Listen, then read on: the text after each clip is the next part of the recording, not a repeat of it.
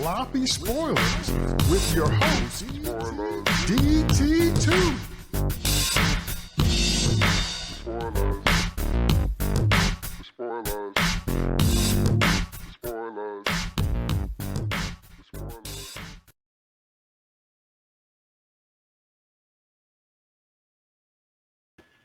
What's up, y'all? It's DT2 Comics Chat. Welcome to another episode of Sloppy Spoilers, which I'm seriously considering renaming Celluloid Puke. Just kidding, but not really, but kind of.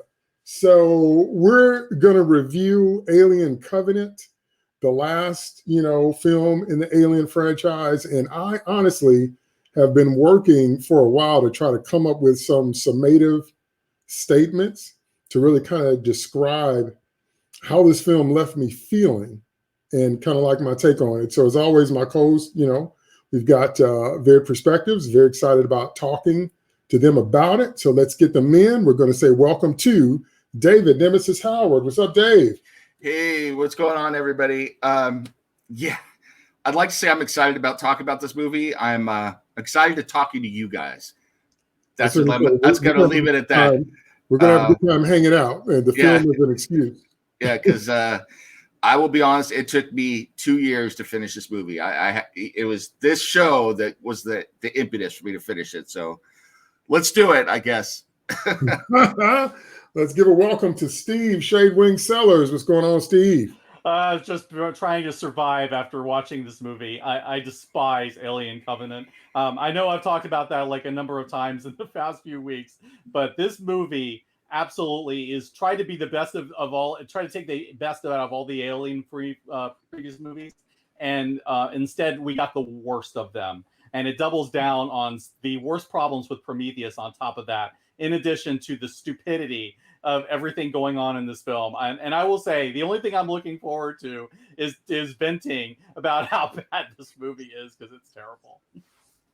Now that was being generous. That ought to tell you something. Let's welcome to Jeff, Dr. Faze Bracey. All right. I will not be championing this film the way that I did AVP2 or Prometheus. Unfortunately, the only thing I enjoyed about Covenant was David and Walter. That's it. So I'm happy to talk about that, but I'm going to burn this barn down with the rest of you this time. Now, as many of you know, if you don't know, just hang out on my Twitter timeline. You know that my gut doesn't lie to me, and I will be the first out there to come with where I'm feeling from there. And everybody will rag on me, and everybody will try to correct me. And no, David, you can't say that, and blah, blah, blah, blah, blah. Since I was 5 years old. Okay? Still don't care. Been a long time since I was 5. Still don't care, because my gut doesn't lie to me. So I've been trying to come up with, again, some summative statements, and I have two, and then I'm going to throw it out to my co-host. My first summative statement is something I've said previously, and that is that the hype, the mythology, the legend, the lore, the scope of the world created within the Alien franchise is huge. It has so many different stories to be told. It has so much yet to explore. It's rare that you come up with a movie monster that maintains its mystery and its allure over the course of these many films. That means that there's more there to explore, more places to go. And we were talking before the pod, and I said, have you ever met like one of your heroes or somebody you really admire or somebody that lived up to the hype? It's wonderful. It's like when I met Timothy Zahn. Timothy Zahn was the coolest dude. I was like, because I love his work, and and he was just really friendly and talking about stuff he had coming up, and just talked to me like we'd known each other for a while. And that was so awesome to find somebody that successful and that creative, and someone who just about single-handedly saved Star Wars. And all of us longtime Star Wars fans know how true that is. If it weren't for the Zahn books, but that's another pod. I met him, and he was the coolest dude. He was just so cool. See, when somebody lives up to the hype, it's great. And you want to follow even more of their work. But when they don't live up to the hype and you meet them and you're disappointed and you come away feeling like, wow, that's not who I thought you were. You're very hurt and disappointed. Well, number one, that's what this movie is. This movie it makes the hype and legend it's built on extremely small. And the aliens and their world is not small. This is far too small, even if you call it a prequel or origin, whatever. This is far too small for what they are. That's number one. Here come number two. And this is why can't nobody talk me out of this. This movie proves once and for all that the first two movies had it right. Because this movie is a retread of the first movie. Let that hit. Just let that hit. Died Ripley, ugly chestburster scenes, people not knowing what they're doing, flamethrowers blowing it out into space. What are we dealing with? That whole thing, it's a retread. It might be packaged in different clothes, but it's not, the spore idea might be new, but with everything that could have happened between the engineers and all this different kind of stuff and the beats they hit come from the first two movies, that's your proof that there was nothing expansive about this, that it just made it small. Okay, that's my position. That's why I'm planting my flagpole and I'm staying right there. But I'm definitely gonna love hearing what my co-hosts have to say because, as much as I love this franchise and we've all done all the extra reading and looking at all the other stuff and Dark Horse, everything about Dark Horse, they did it better. They took what the movies gave us and they expanded it in many different ways that this movie is just far too small, and it proves that there aren't any new ideas in circulation, that everything we've seen is a retread of something that was introduced in the first two films. Okay, that's my position. So let me hear your general thoughts. Start with Nemesis. Yeah, I definitely agree with you, especially the last third of the film is Alien. It's the first Alien movie, except that it takes place on a ship called Covenant, and then there's a chestburster scene down on the planet. I mean, that is exactly what it is. That's exactly what's going on, even to the point where they're closing the doors behind her. It's the same as, closing the air vents behind Dallas. It was exactly the same. It was striking how similar it was. It was like, if you wanted to rip off your own movie, congratulations, you just did it. The second thing is, for me, the biggest disappointment, and I talked a little bit about this beforehand, and this is what I really wanted to get out about these two movies, is that the marketing around these movies, and marketing is a weird thing. It's usually driven by the studio, but the production team does have some say in it, was that these movies were the sequel to Alien. Okay, that's fine. But if it's going to be the sequel to Alien, you need to get me up to Alien, And so Prometheus had almost nothing to do with Alien at all, except they have Wayland in it, and we had some other stuff. So then when this movie comes around, I'm expecting to at least be pointed in the direction of LV-426. And it never happened. It never happened. Not only that, when the Nostromo landed, they said that engineer ship was ancient. Now, that could just be them saying it looked ancient or it had been weathered or something like that. But it just begs a lot of questions for me. It's like, how in the world did an engineer ship with the, according to the lore now, if we followed Revenant and everything, with the fully evolved form, the xenomorph and its eggs, end up on LV-426 with a chest burster out of an engineer? I don't know. I don't think I'll ever know. And that is frustrating as hell to me. And that pretty much sums up, my overall feelings about this movie, beyond the fact that, there's all sorts of problems, is frustrated because it's like, I wanted to know more. I bought your product to know more, and I don't know more. And that infuriates me as a fan. Oh, you're muted, Dave. Dave, you're muted. DT. Especially like you said, is if it's billed as a prequel, and the promise and the premise is that it's everything that led up to what we saw, then it's exactly as you said. It should at the very least, lead us up to what we saw. But anyway, go ahead, Steve. Summative thoughts, general thoughts. Yeah, I have a couple of things. One of them is kind of related to what you've already been talking about, and that is the damage that this movie does to the lore. And it manages to do it on two fronts, not just one set of lore, two of them. So we've already talked about how the alien lore has been utterly ruined, but also everything set up by Prometheus was utterly ruined, because we have the main character from Prometheus killed off in a manner similar to Alien 3. I can't believe they did this twice. And on top of that, the character of David in this movie is not recognizable to the character of David that we saw in the first movie. And even if you might find a way to explain it, that's doing the work of the movie, and I don't want to do that. And so we have all of that in addition to that. You have things that are, kind of hinted at but not really explained. I mean, it's all absolutely terrible. And I will tell you that it connects to my other problem, which is when we discussed Prometheus last time, the thing that we really talked about was that ultimately it was tacked on to the alien stuff, and that made the Prometheus stuff, which was the interesting movie and the movie that Ridley Scott wanted to make, it made it worse. And so what ended up happening is that because that movie didn't succeed, for either because of studio interference or because Ridley was like reading the tea leaves or whatever, they decided, okay, we're going to make this more of an alien film and go back to horror. That is the last thing you should be doing when following up Prometheus. The last thing. So they doubled down on what didn't work in the first movie, and they made it worse. And in addition to all of that, you have some of the most stupid characters I have ever seen in a science fiction movie. But and that is not hyperbole. I really have a hard time finding a character that has made worse decisions than the captain in this movie. It's just one glaring example.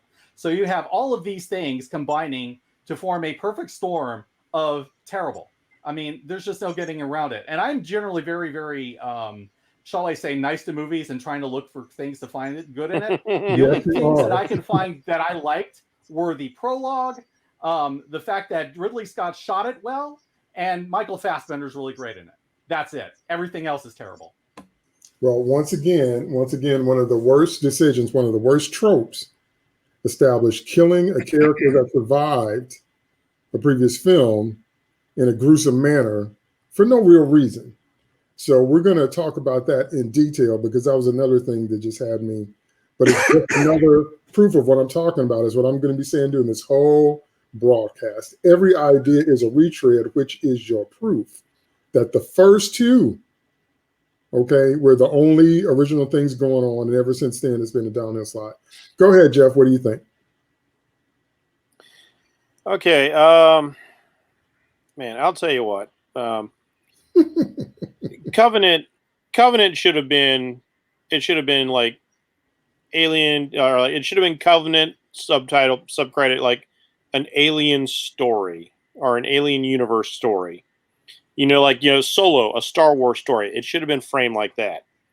And then Ridley Scott could have really done what he wanted to do, I think. But as we discussed last time, there were so many script rewrites trying to fit ideas into, who knows how many ideas were flying around from how many different people. And so it feels like this film, which the previous film had a budget of $80 million, this one got downgraded to $50 million. I feel like a lot of the things that we see is Fox kind of hitting the panic buttons, like, all right, we're going to greenlight this, but we want an alien movie. So Ridley's like, all right, I'm going to try and mash the two things together, but it's oil and water. It's like you guys said, this should not have been the next step. And as my understanding is, the next step was supposed to be Paradise, which would have been them finding the engineer's world and exploring that.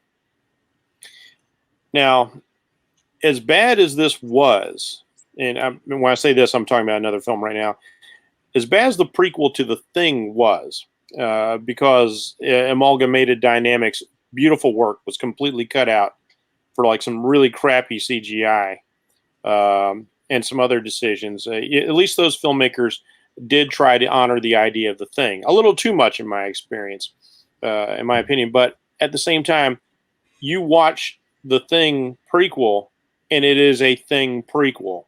It explains what happens at the Norwegian camp and leads directly into the classic movie that we all love. This does not do this. It doesn't even remotely do it. And it's weird that Scott, I don't know how if he ever gets the chance to make the third film, I don't know how he's going to get it there, because he's wiped out the engineers. David leaves on a colony ship. Where's the Juggernaut that crashes on LV-426? Where's the pilot, the space jockey that the alien's going to erupt out of? Like, but you've killed them all. Like, I don't know how you get there. It's like Nemesis says, like, how do you get there? You've kind of broken your own chain of logic. And it's like I said, the only things I really enjoy out of this film, because of all the gross mistakes made, whether they're Scott's fault or producer's fault, the studio's fault, it's just the character of David and Walter. And as Steve said, the humans are worthless. I don't even remember the name of the characters. I just remember the actors. There's Danny McBride, and there's James Franco, who we just throw him out of the film. That's like, hey, get down from there. Cat trouble. Sorry, cats, people, cats. I was getting ready to get out of my chair. Plus, but it's just I can't defend this one because it's undefendable. All right. And, I didn't know there was a prequel to The Thing. What is that called? Because I need to see that immediately. The Thing? The prequel to The Thing is actually called The Thing. I don't know why they called it The Thing, but oh, okay. Very imaginatively titled. Right. So everything we've already said on top of this, but again, it and we alluded to it last time, which is why I want to follow up on it. The problem was 2 or 3 basic ideas forced together in a film where they didn't fit. There's not any synergy between these ideas. So if you're going to create the engineers and you're going to create that world and that idea, that original premise isn't really, as Steve said, it shouldn't be an alien movie. That's the movie you want to tell, and that's the story world you created, then that should be a separate thing. If anything, the only thing I could stretch to make this work is if it maybe intersected with the aliens, like Predator 2, when we see the hunting trophy room and we see the different species and a xenomorph skeleton is there. We could buy that because of the premise of the Predators. But this movie is trying to be a bunch of different things that don't fit. But that was true for Prometheus.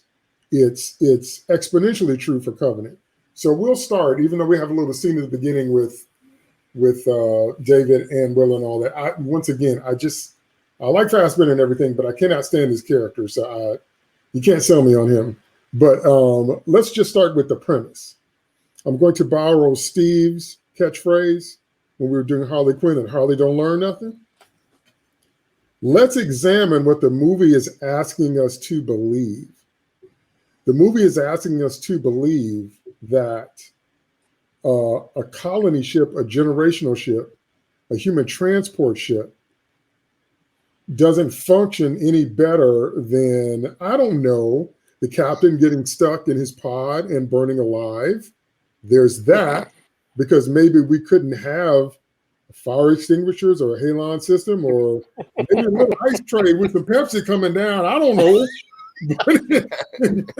Just nothing. And we have to stand there and watch you roast alive on an advanced ship that's taking the human species to another place to make sure we don't die out. And you don't have that simple of a fail safe. So right away, I'm like, and y'all use James Franco for that. Why? Because you realize when you use a famous face for such a role, you realize that we're realizing that you're winking at the camera, that you're kind of laughing inside the laugh. So it's not going to make us take the movie seriously. That's number one. I'm like, that was a ridiculous editorial decision, because you can't do that. Same argument I made about using Evan Peters in WandaVision. They're like, they're not mixing the two universes. I said, yes, they are, because they used him. People are going to put that together in their minds, even if that's not what you intended. So when you use an actor of Franco status for a little quick winky, I died stupidly, that's funny. That's not scary. One. Two, you want us to believe. We believed it when we saw the first alien, that mother woke them up And we find out later that the company sent them to find that beacon, to find the creature. But here, their decisions like, are we going to find an M-class planet, just using Star Trek stuff? We're going to find an M-class planet. We're going to continue on our journey. We got all these people asleep back in the pods in the back part of the ship. What should we do? And not only was that stupid, but also we get down on the planet's surface and nobody says, are we going to use some air filters? Are we going to use some helmets? Are we going to test the atmosphere? Are we going to have sense enough to know that maybe there are life forms and organisms on levels that we can't detect? So maybe we shouldn't have our orifices available, nostril cavities, your big old nasty mouth, your big old nasty ears, the pores of your skin. Maybe we should be hazmated, and maybe until we find out what's going on. But no, we're not going to do that.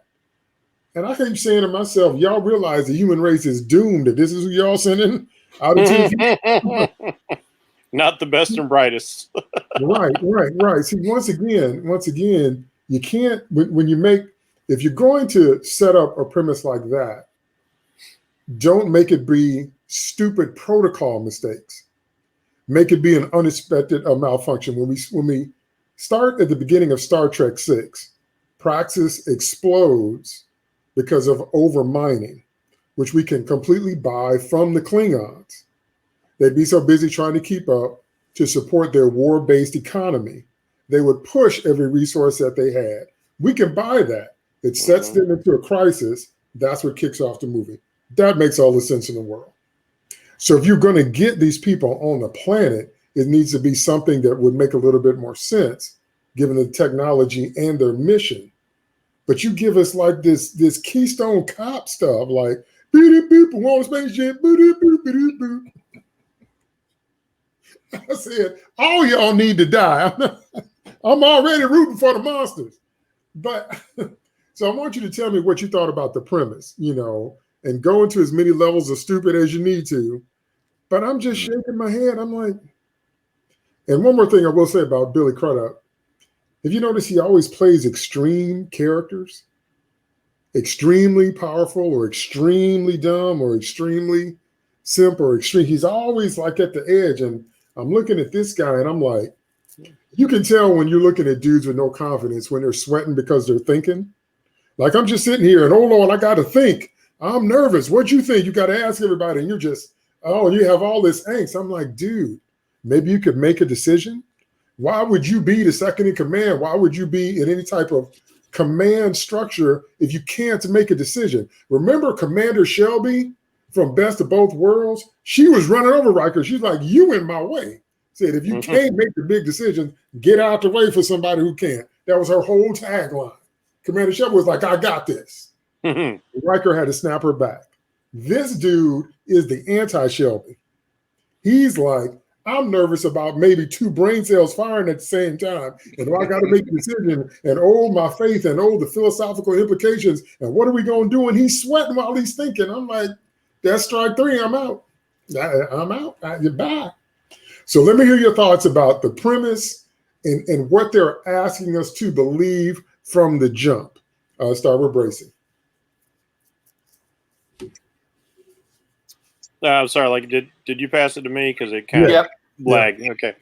I'm just going to comment on Billy Crudup real quick. That kind of sounds like the very definition of a character actor to me, is going from one extreme to the other. That being said, though, just on that character, I'm jumping on the stupidity of the human characters to start with. I can only see that character being in that position through some sort of like political maneuvering or nepotism. And this is why, if you've watched the extended materials, which you shouldn't have to, which makes for a much better film, this guy constantly gets passed over by any member of the crew who has more than two brain cells firing over. Like, yeah, get out of the way. You're here. You've got this position. This is great. Let the big boys go do the work. Or in the case of like the actual field commander's wife, like she keeps stepping on his toes, which bugs the crap out of him, obviously. And yeah, this sort of thing just goes on and on with the film. The only I'm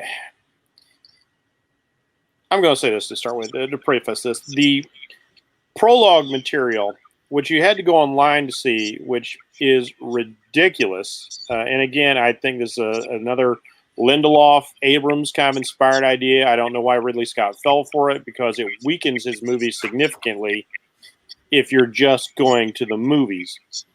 It actually shows a lot more interesting things in between the crew, interesting things in between the Diet Ripley and Walter, interesting things.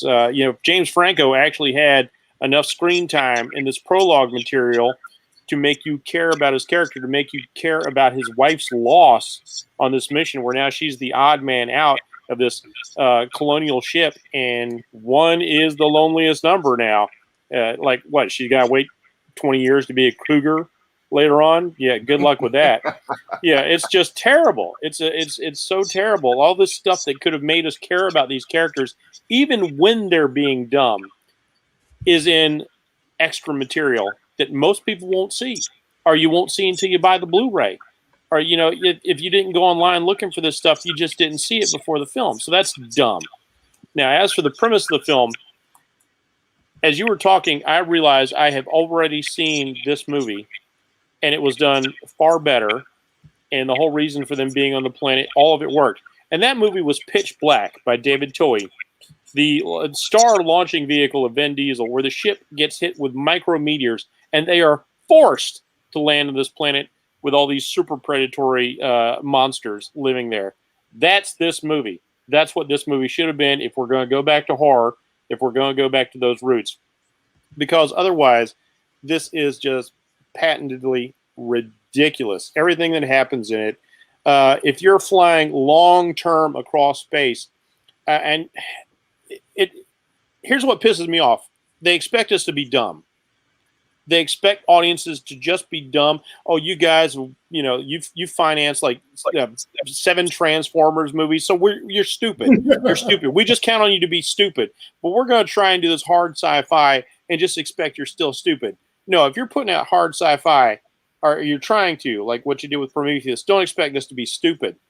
So if we're gonna I know a lot of people didn't watch movies like Ex Machina and Moon, brilliant hard sci-fi, but we are out there, and if you present it correctly, you can build a following. You can have a successful film. 2001 is a legendary movie. It can be done, but you can't be stupid.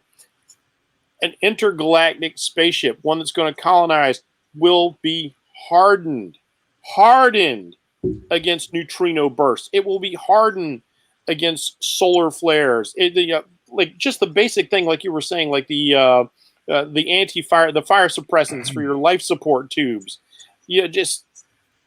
I understand a lot of people don't know that, but I think instinctually, even people who aren't well versed into sci-fi, I think there's something about it that just rings untrue. And that's why this movie failed, on top of a number of other reasons. Like, it's completely worthless characters and things that, like, it just doesn't work. And we've had time enough in our lifetimes, and especially with how connected we are. And we're watching things like, and I know this is later, but like the SpaceX launches and stuff like that. People are more informed than ever, and they have been for a while now. And so you have to treat your audience like they are smarter than what you think they are.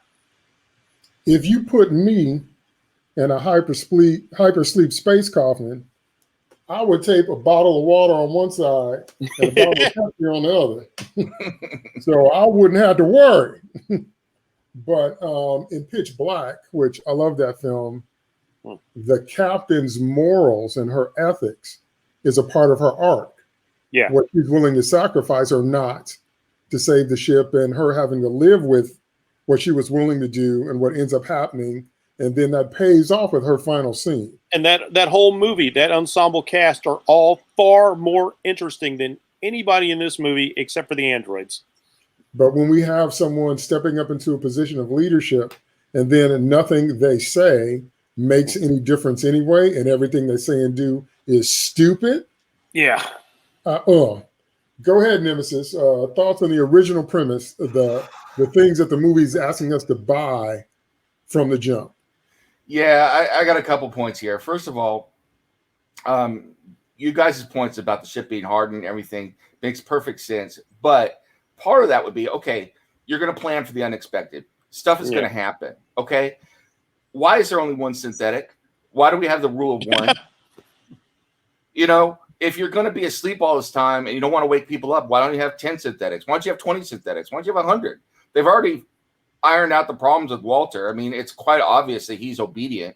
So why wouldn't they be the maintenance crew? For that matter, why don't you just have robots, the automated, and then the synthetics can take care of that, you know? It's just a very basic question, but it breaks the whole movie right there. Second of all, as far as the captain, I really, this guy really bugged the hell out of me. He is a beta. I'm sorry if that offends anyone, but he is a pure beta male. He couldn't lead Jack. He just couldn't. And this is the kind of guy that would get fragged in wartime. I mean, somebody would put a round in him and then just step over his corpse and keep going, you know, and he's ridiculous. And right away, honestly, I think there would have been a mutiny the first 5 minutes that in this, if this movie was like real, they would have looked at him. Was going to happen. Yeah, they would have looked at him agonizing over, you know, which brand of nail polish to put on, and said, "Yeah, you're out of here, pal. You could go lead, you know, Jack and you know, and you do your thing over there, and don't hurt yourself." You know, so that said, the real problem I have, and it hits on something that DT was talking about, is these morons diverting down to the planet and then sniffing the mushrooms and all this other crap. It's like, when we go to other places on Earth, one of the first things you learn as a child is you don't eat the pretty fruit. You don't poke the animals that you don't, you know, it's the Bill Burr thing again, where you're poking it, where you're sticking it, you know, especially if you don't know what it is, you don't mess with it. You leave it alone, because if you don't know what it is, you go with the premise that it can kill you. And that's on this planet. Now you're going to a planet where you know nothing. You don't know anything about it. And that begs that question. You are entrusted with the lives of thousands of people and hundreds of millions of dollars of equipment. And you're going to defer. Why? Because it's going to save you some years. Hell, you've been asleep all these years anyway. When you go to sleep again, you're not going to feel the passage of time. You're just going to go to sleep and then wake up again. So why the hell do you care that you're still 7 years away from this planet? Which then also begs the question is, who the hell are these people going and colonizing this stuff? When the settlers went across the Great Plains to settle the West, those people were rough and ready, die hard, you know, take what the situation is and make the best of it. And I'm going to survive, survivalists. You would figure if you're going to if we were going to Mars, you'd figure those are the kind of people who are standing, and that's in our own solar system. These people are going across, huge amounts of distance. And yet everybody in this movie, especially Tennessee's wife, is, she couldn't survive in a 7-Eleven, let alone on this planet. I mean, she's panicking. She's blowing shit. She blows the damn lander up. I mean, I'm like, look, lady, just put the round in your head and save everybody the trouble, because you just screwed everything up. You know, and then that's my last point, is that I know this doesn't have to do with the premise, but the casting. You know, I made a mistake yesterday. I thought it was John C. Reilly playing Tennessee, you know, because I get them confused all the time. It's Danny McBride, but it's the same point, man. It's like I'm looking at Danny McBride now, and instead of me seeing Mike Honcho from, Ricky Pineapple Bobby, Express, or no. Now I'm seeing Danny McBride from This Is the End. You know, he's sitting there making stuff, and then he's eating Tatum Channing and stuff. You know, it's like I can't take it seriously. I can't take him seriously in a serious role. I just can't. You know, and the fact that James Franco was in it too just makes it that much worse. I'm waiting for Seth Rogen to show up. You know, so it's just. See. If I can add one thing real quick. Go ahead. I didn't think about that until Nemesis was saying, it was like, it ties in with what you were saying, DT, is like, you know, going down to this alien planet. This wasn't even the planet they planned on going to, and they just treated it like it was okay. There's not going to be anything bad here. Well, I got so much good material out of what Nemesis just said. So, for example, there was a old school Hollywood phrase called the Brat Pack. Yeah. But Rogan and Franco and all them is the Beta Pack. So that's my new thing for them. Then Nemesis said, we could put you in a store full of ho-hos and you wouldn't make it. And you can survive in the 7-Eleven with the Slurpees on the corner and the Arizona Ice Tea over here and the Razzles over there, and you still gonna die. See, I'm gonna say it one more time before I throw it to Steve. You can't give me a movie where I'm not rooting for anybody human. I have to have at least one human that I can root for. Ripley was the quintessential, we're rooting for you. I'm saving my stepchild. I'm getting my life back from these things that took my life from me. That hasn't been topped, even equaled. But this is like not one character. Well, I'm already hoping you die. But see, now I got the image of the 7-Eleven in my head, and I'm not going to laugh. Okay, go ahead, Steve. Thoughts on what they expected us to buy in the original premise? Yeah, I think you guys covered it pretty well. I will just say, like, all these characters are Darwin Award winners. They're just asking to be killed. They're that stupid. And I will say a couple of things that were not kind of pointed out was the fact that they had already mapped out and scanned and pre-checked the planet that they were originally going to, which was Orgai 6, I believe. They had already checked. They had all this stuff out, so they knew what they were dealing with once they got there. They had nothing, bupkis, zero information on this, planet that suddenly appeared out of nowhere. How you miss a planet like that, especially a planet that is supposedly viable, I have no idea, but somehow they missed it. And the only reason they know this is because they got this weird signal, which it turns out was from Shaw, singing "Country Road Shall Take Me Home."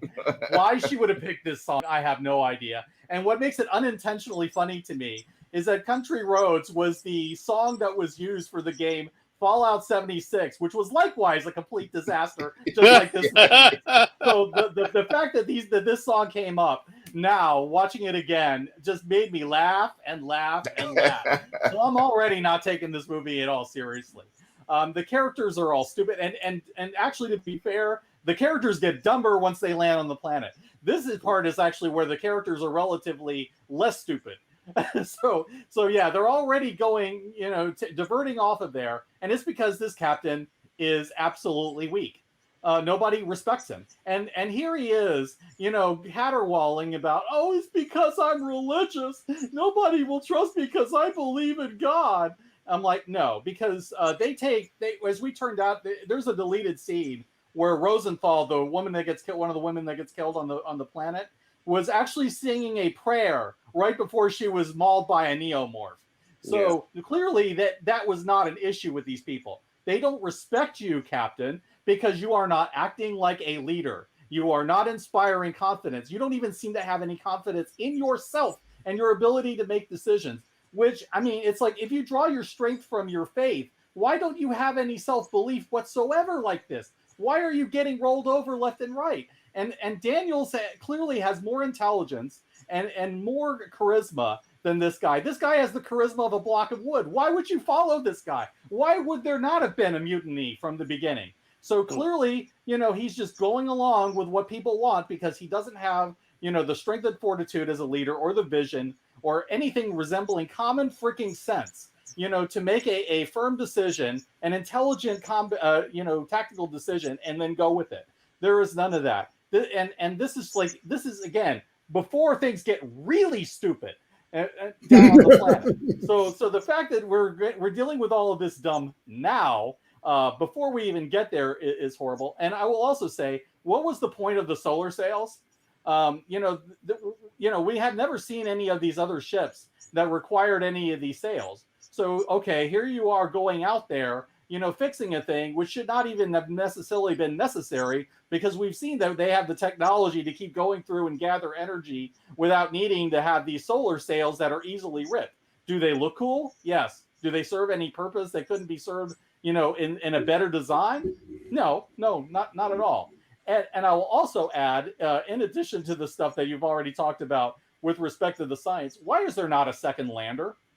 You think that there would be redundancies for that, in case, one of them, I don't know, blows up in a fire? You would think that there would be a backup, in case you need to go down to the planet to get them out. Did nobody think of this? Apparently not. Nothing about this movie or its premise makes any amount of sense. Everything is just ridiculous. There is no reason they should be going to this planet. There should be no reason that they should know about that this planet exists. And there should be no reason why they should be diverting and risking 2,000 colonists to go to this thing that's not even reliable when you have a perfectly mapped and perfectly known quantity that you are going to. Absolutely stupid from the jump. Okay. I will add this real quick. Steve and I were talking about this before. We did a review for Army of the Dead for Cinema Crusaders earlier.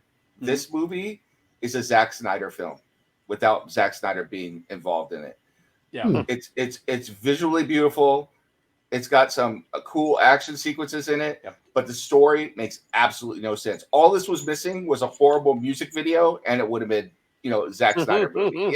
So. Army of the Dead is better than this movie. I will say it is. It is. It actually is. Well, if you're talking about, I haven't seen Army of the Dead, by the way, but if you're talking about the science that it would take, because again, even me not being a scientist, if you're talking about keeping people in suspended animation for that long, the kind of fail-safes you would have to have on their medical monitors alone, just to be sure they don't slip in a cardiac, or if any little thing goes wrong, you'd have to monitor every vital in the system. Then you would have to have some type of food stores, even if you just have like liquid protein, like in RoboCop. You'd have to have enough for 2,000 people to make it until they could do something better. And then the size and the width and the weight of that kind of ship, if you have light speed capability, if you have technology to have all that and you can move at light speed, you cannot possibly be stupid enough not to have a fire extinguisher. I'm just saying. And so all that, but so that's a good transition for, and I do want to say this about the Ridley Scott thing, because I read some reviews and I thought about it some more, and I listened to you guys, and I think it's what Nemesis said last time that's most accurate, and that is that there's a film he wanted to make and a place he wanted to go because of a certain level of a faith crisis or an existential crisis or a desire to explore those themes, which does not work with the backdrop of an alien. The alien part is shoehorned in to say it's an alien film. If you take the aliens out, which is really funny, if you take the aliens out of an alien film, then all of a sudden this film could just been like Lost in Space 2, because it's about on that level.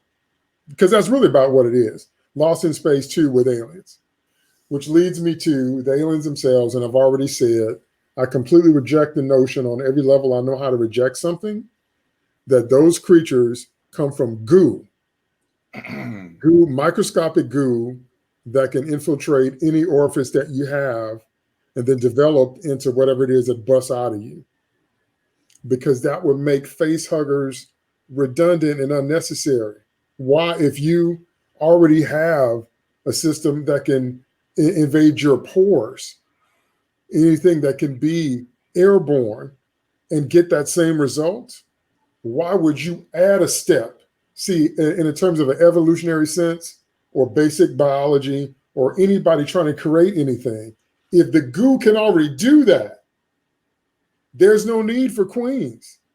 There's no need for eggs. There's no need for facehuggers. Just get you some goo from the planet, because you've been down there for 10 years. This is at 10 years after Prometheus. So get you some goo and make sure when people come on the planet, you just throw the goo in their face and you put the goo in their drinks. And here's some Pepsi with a little goo. And just a few hours later, you'll have a planet full of aliens. So then what is the point then of a queen or an ovipositor or eggs or facehuggers or gestation when they can already do that? Yeah. There's that. And then the next part in talking about the aliens was, I kind of wanted to see something new.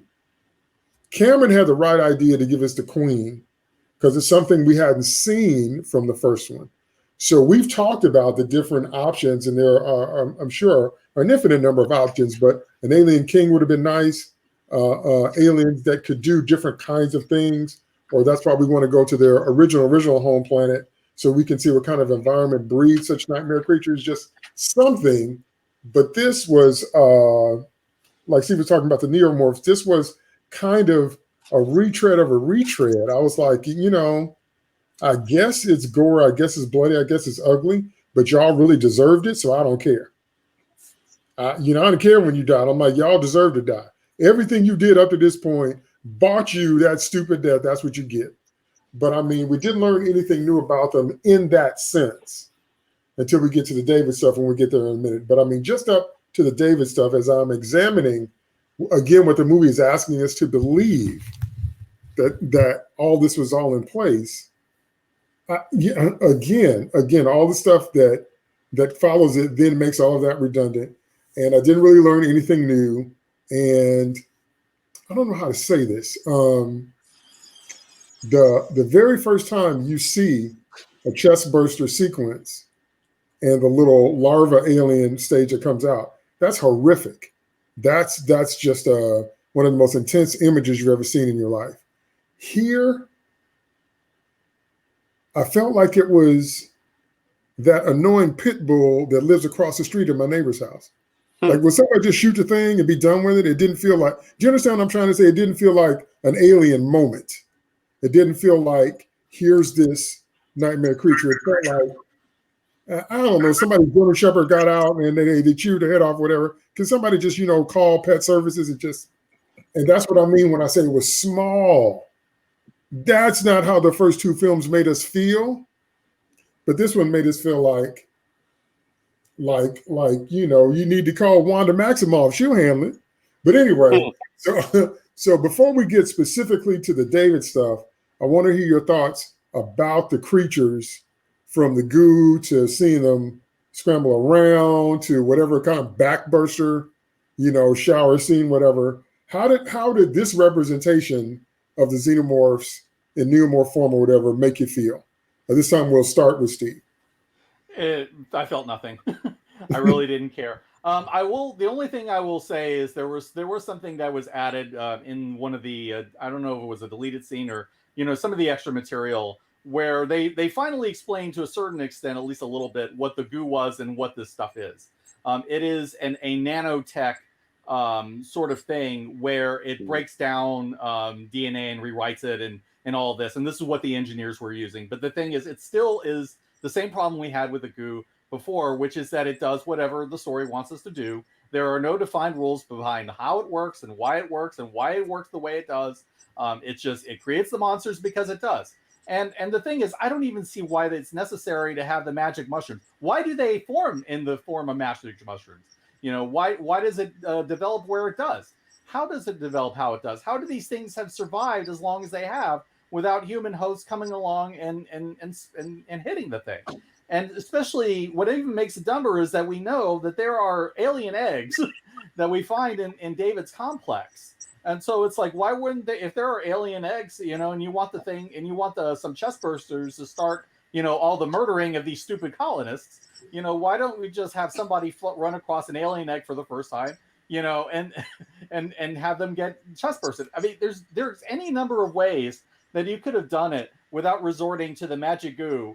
That makes no sense. And on top of that, I am going to go into one of the stupidest things. They managed to make the scientists from Prometheus look smart. They managed to make Fifield and Milburn look like geniuses. And would you like to know how they did that? Because these people, on these colonists on the Covenant, didn't even put on a spacesuit. Not one. It's just okay. The scanners say that it's fine. Why don't you go down there and put your face in front of a magic mushroom? No one is this stupid. They would be wearing spacesuits. They should be wearing spacesuits. Even on the Prometheus, they were wearing spacesuits. Why are you doing this? So yeah, everything that they're doing with respect to the alien and the way that the colonists react to it at first and the beginning of the outbreak, it just makes absolutely no sense. In addition, that there's no quarantine protocols that make any sense. I mean, even the Nostromo had better quarantine protocols than what we see here. It's just everything is just nonsensical. Everything about the way that the aliens break out is completely ridiculous. Nobody's making any smart decisions. And on top of that, you have the captain being stupid again by letting these guys go off on their own and mess with whatever. They poke every little darn thing, that they know nothing about. And then and then everybody's shocked when they find out the two guys end up sick. Gee, I'm amazed it wasn't the entire group. Because everybody's doing such stupid things, and and again, nothing makes sense with the lore that we've seen before. Nothing adds to it. I mean, the designs of the little xenomorph, the neomorphs, it's okay, I guess. It's just I don't even care at this point because they've already done so much stupid that it takes me out of the movie, and I'm not invested. Right, and you don't get that sense of utter shock or whatever. Even in Alien 3. Yeah. You got a better sense. I want to add one thing, and I forgot to mention it before. They seem to be following the format of Alien 1 in the sense that, some of the things that they do are kind of like designed in the same way, to cause the aliens to propagate the way that they did in the first movie. But the thing is that even those characters in the first Alien are smarter than the ones on the Covenant.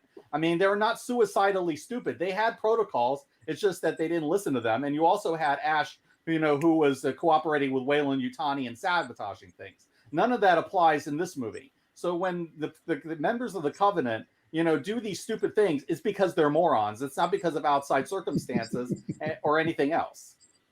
And also, I'm going to throw it to Nemesis next, because I want you to re-raise your question about the origin of those eggs, Nemesis. But if we're to understand that everything on the ship is recorded and sent back through the mainframe, then going all the way back to Prometheus, then did we learn anything from the telemetry? Did we get any type of information? We keep sending people out there on missions and nobody comes back. What happened? What about when Shaw is doing her own abortion on little baby Shuma, and she pulls out, little octopus baby? And did that information go back? Just that whole thing, because if this is 10 years after that, and Shaw never made it back and we didn't hear from her anymore. And nobody learns anything on top of that. Right. Nobody learns nothing. So I'm like, are we learning from this? That, that kind of thing. That's another thing that doesn't make any sense. But anyway, go ahead, Nemesis. Talk about what you talked about the eggs and all that, but just the creatures from the goo till we get to the David stuff, because we're going to have to reserve a whole section for David and Walter and Mr. Mirror Flute. Go ahead. Right. Outside of the morons who couldn't survive the convenience store, this is my biggest problem with this movie, which is the whole alien thing. None of it makes any damn sense. First of all, we've got these mushrooms. All right. If you were on this planet and you were with your boy, and they went up to sniff a mushroom, you'd slap them upside the head and be like, go sit in the corner before you hurt yourself, because nobody is sniffing strange fungus. You don't want, that is like a basic rule of life. You're like, spores are not a good thing ever. You don't want them in you, And so these morons are going around sniffing the black fungus. Then the fungus is evidently it's intelligent. I've been told that there's nanobots, which raises a whole other host of questions. I'm now doing the work for the movie, but let's go with that. How are the nanobots in the mushrooms? And then they're seeking out, different areas, and it's never the same area. So it's smart enough to go, oh, here, I'm going to go in the mouth here. I'm going to go in the nose there. I'm going to go in the ear here. And why the ear? It's like if you're trying to get in the respiratory system. I don't understand how that's incubating any, impregnating anybody. But okay, let's go with that. So now let's fast forward. People are sick. We get the guy on the ship. All right. In this case, he's got spikes come out of his back. I don't know what the hell that's about. Spikes come out of his back, and then it rips through his back and comes out. It was a gory visual, I'll give you that. But the thing that comes out is like, I don't know, maybe 1.5 feet tall with a long tail. And this woman treats it like it's a full-blown xenomorph. She's freaking out. It's like, the thing's on top of her. I'm like, any sane person grabs that thing and drop kicks it for 3 points. Yeah.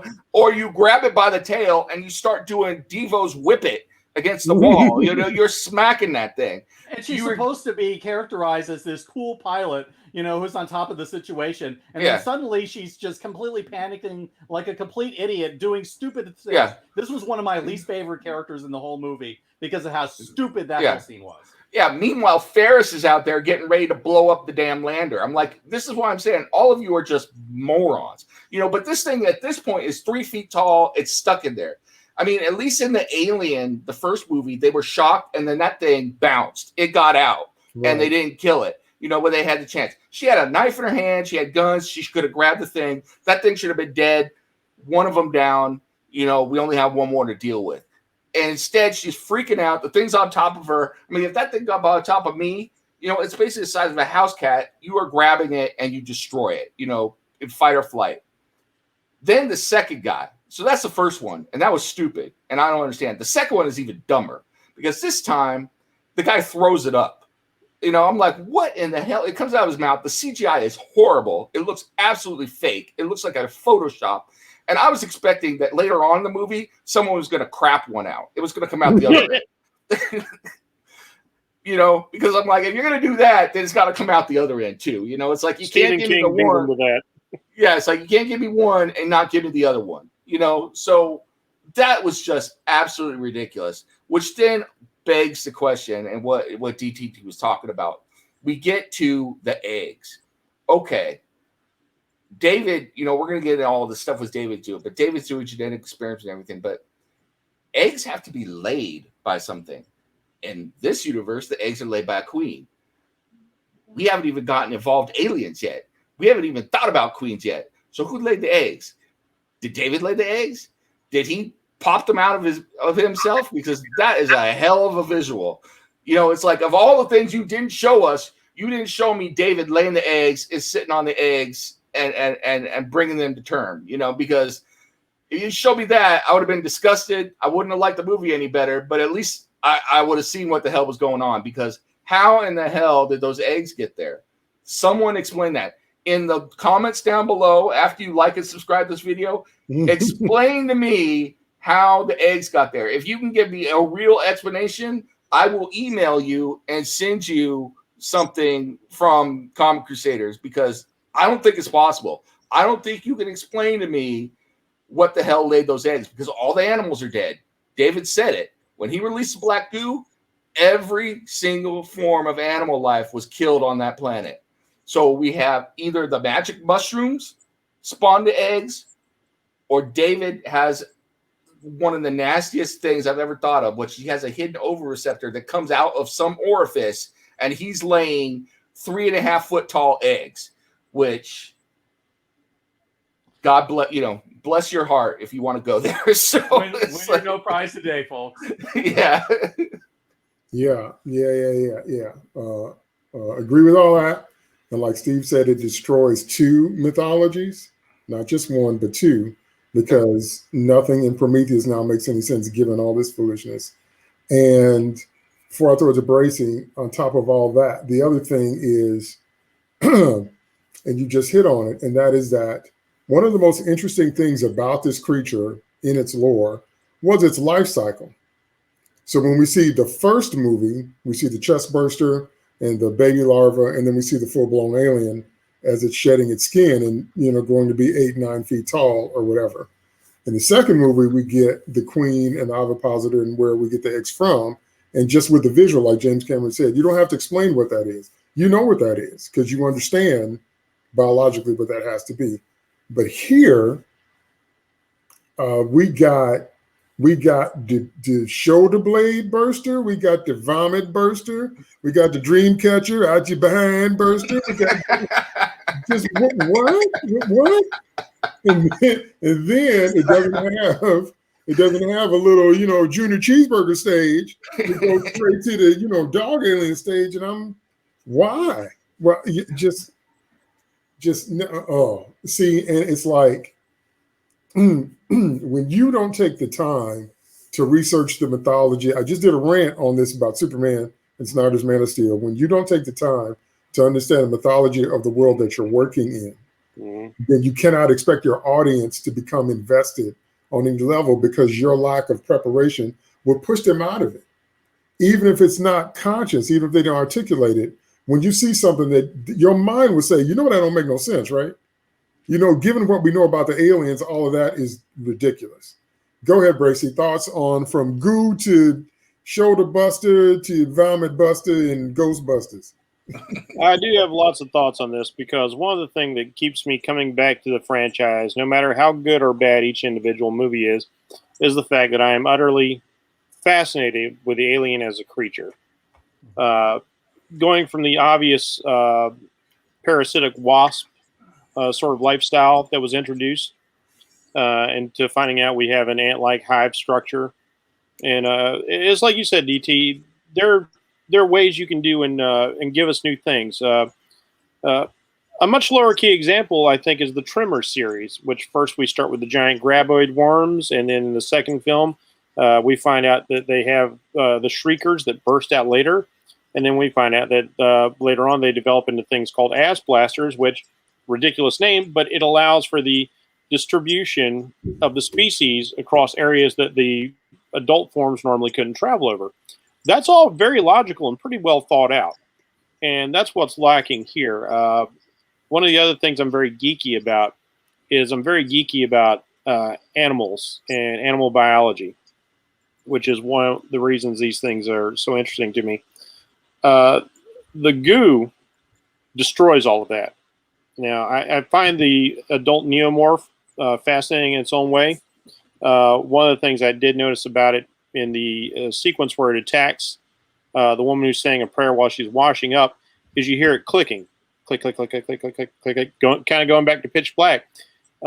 This thing is using echolocation because it's got no eyes and apparently no ears that, or, you know, maybe the entire head is a sensory organ picking up vibration.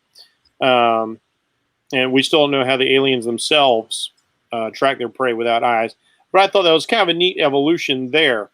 And originally, when I saw the trailers for this, I thought the Neomorphs were going to have been bursters from the engineers, because they had the pale skin and they had like the large bulbous head.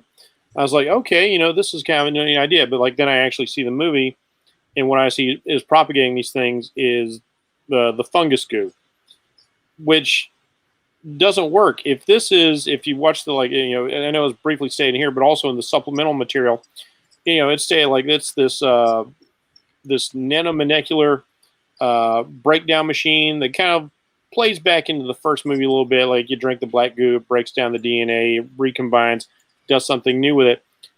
So why are we constantly seeing the same Neomorph? Because we see them before they infect the humans get on there, you know, they get attacked by a swarm of these things too. And they all look the same. The ones that come from the humans look the same as the ones that were already indigenous on the planet after the release of the plague. But we know from alien mythology that doesn't happen. We've seen chest bursters out of humans. We've seen chest bursters out of dogs. They create two different creatures. We've seen the alien queen has a completely different morphology. If we're going to take the AVP series into canon, we've seen the Pred Alien has a completely different biology. You know, it's still alien related, but it extracts from the DNA of the creature that it comes from. So even taking David's research into account will not explain this. And there's no proper biological system for the reproduction here. If you have a fungal, even an nanofungal implement that infects a host, okay. So how do we get a neck burster, a back burster? How do we get a throat burster? That doesn't make sense. You know, biology has functions. They have rules that they apply to, even with creatures that we don't understand or we've just experienced. You know, you can look at like examples of like weird things on our planet where you have deep sea creatures like I believe, for instance, a hatchet fish. The male hatchet fish is like infinitesimal compared to the female, and he attaches to the female parasitically, and that's his life cycle. So we've got weird places we could go. But at least with like the alien, you've got the ovipositor out of the face hugger, which implants an embryo, which pops out of your chest because your stomach is actually kind of high up in your body cavity anyway. So it makes sense that it's grabbing all these nutrients from there and it bursts out of your chest, as opposed to what we normally think is our stomach, which is where our guts are. But this stuff developing an embryo that bursts out of your neck or bursts out of your throat, no, it should go to a place that makes sense biologically, and it just doesn't do that. Somebody decided this would look cool, and Ridley was fine with it. Like, oh, we'll show you something new, neck burster, throat burster. Like, no, that doesn't work. It doesn't work at all. It has no frame, and even the weirdest biology that we're aware of. If you're going to create something fantastical, you still have to have rules. And I'm going to point back to James Cameron's Avatar, because he did a brilliant job of creating a functional biosphere, a functional environment, and the way these creatures all lived, and they bioluminesced, and they could connect via these nerve endings. All these creatures all had these tendrils with the nerve endings, so they could connect and have this, because the whole ecosystem there is based off of like a symbiosis with the Iwa. So brilliant job on that. No matter what you think about the rest of the movie, just brilliant world building there. But that's not here. And it's terribly disappointing, because I did want to see the evolution. If we're going to take the premise that David refines the alien into what it is from the Deacon species, I want to see that. I want to see the evolution of it, and we're denied that because already this doesn't make sense. The Neomorphs don't make sense.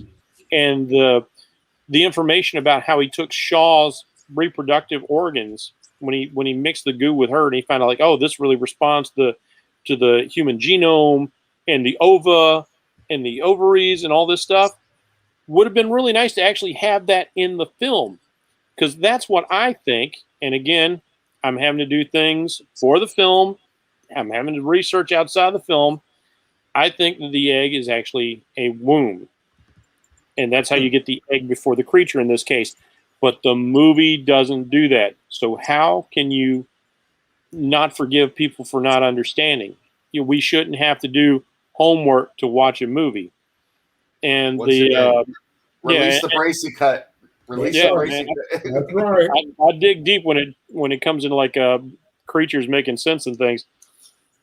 And when we finally get to his proto alien, because it's not 100% like the big chap xenomorph from the first movie. When we get to his proto alien, and he's got his eggs and things. Even then, by this time, even trying to make this movie more horror based as opposed to sci-fi, I'm not intimidated by this creature. And if that's the point, if this is the horror element, I'm not intimidated because I can't buy what's already come before in the film. This thing, and I understand using CGI, but even though I've discussed that I didn't like later iterations by ADI, despite my being a big fan of their work, I didn't like the more organic approach away from the biomechanical. This thing running around, the CGI monster, it just does not feel like an alien to me. They're trying to do the CGI to make it like fast and all this stuff, but there's even scenes with the Neomorphs in here that feel like a guy in a suit. Even if it's all CGI, it's hard to tell in some scenes. But it has that man in a suit feel, and that works. It feels real in the world. When I look at this CGI Xenomorph, it does not feel real in the world. And it's acting like nothing else was seen. And I get what he's trying to do, like, oh, this is a prototype. I'm working towards my thing and everything. But it doesn't work on any real level. Even the dog alien was like kind of aggressive for a reason. And this thing is just like batshit crazy. Running around all over the place. Like, my whole purpose is to kill all life. I don't think this thing would ever start egg morphing people into anything. It's if David's the evolutionary force, this is an evolutionary dead end, and it proved it by the end of the film. Because we just got to rehash Alien for some reason in the worst possible way in terms of this film. So yeah, it's incredibly disappointing for somebody who's a huge fan of this particular movie monster.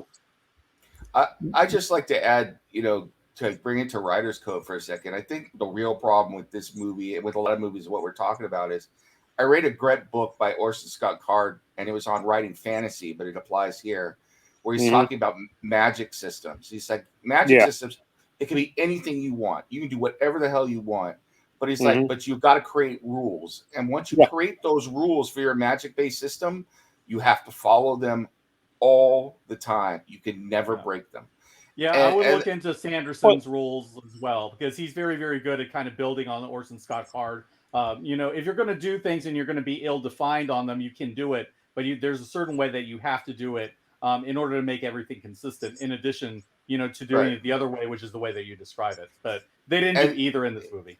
And that's what we see like in the Star Wars sequels, for instance, to jump on that real quick. When we've seen all this other material, like the Force had a magic system, a magic system we understood, and it got expanded over time, whether it's the books or the Clone Wars movies. But by the time they get to the sequels, they just start throwing everything against the wall. We're going to do space Skype and all this stuff, and people rejected that because it didn't work. You went too far outside of the rules. Yeah. And so, I mean, to a certain extent, even hard science fiction, when you're coming up with science, you come up with the rules, and you cannot break the rules. And this movie is one of the most egregious examples of breaking the rules all over the place.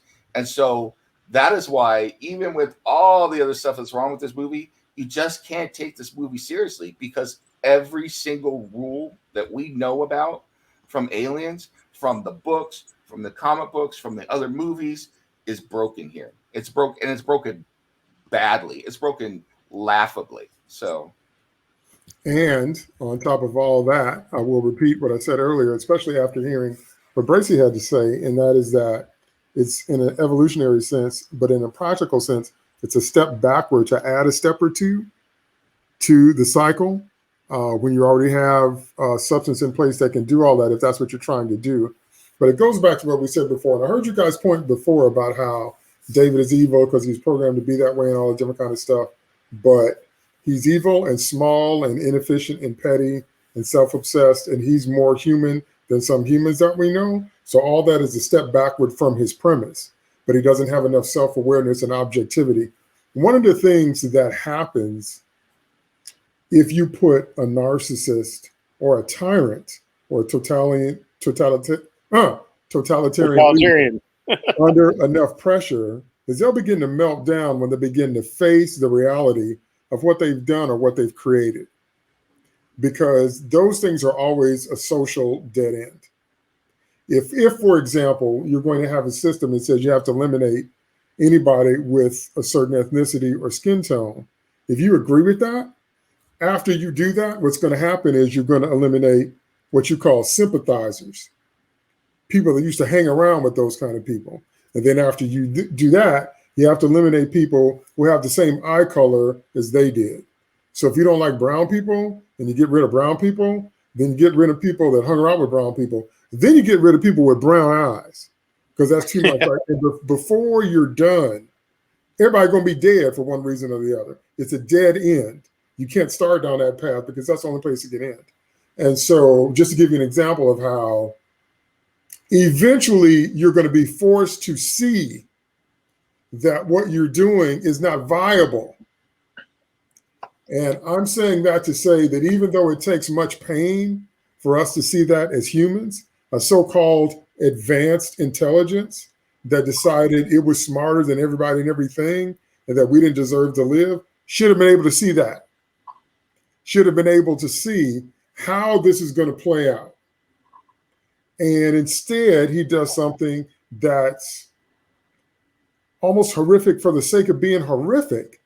And it's not efficient. And it's not any of the things you said it was, which tells me that you're a delusional android. Just wrap your brain around that. That you're supposed to have this advanced intelligence, but you're so full of yourself until you're fooling yourself. I see all those concepts. That's why I told you I hate this character. I know y'all like him. I know you're fascinated with him. Fassbender's great, but I hate him. I hate him from the core of what he's trying to say until whatever. And so then he meets Walter and blah, blah, blah. And then so let's get into that, because at some point it becomes the Fassbender show. So whether you agree with that choice or not, that's what happened. And so you've got there are a lot of things that actors like that fans don't like. Actors like to be able to stretch their chops and do what they can do and show how many things they can. But the whole movie for me just slowed down to a crawl. As soon as we have the Android brothers doing whatever it was that they were doing, whatever you want to call that. I can't wait to hear what Nemesis calls that, because I'm sure I'll get some more material. So, but the whole movie just screeches down to a crawl, and it once again screams very loudly, because Bishop never did this. It screams very loudly that this is not a movie about the aliens.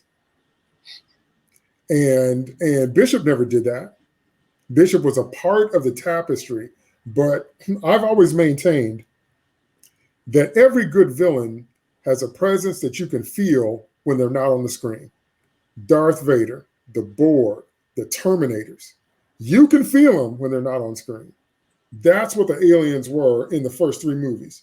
But here I'm like, as soon as David and Walter get together, as soon as we have whatever they were doing, it just, the whole movie down to this whole crawl. And I'm like, y'all realize this ain't about the aliens, right?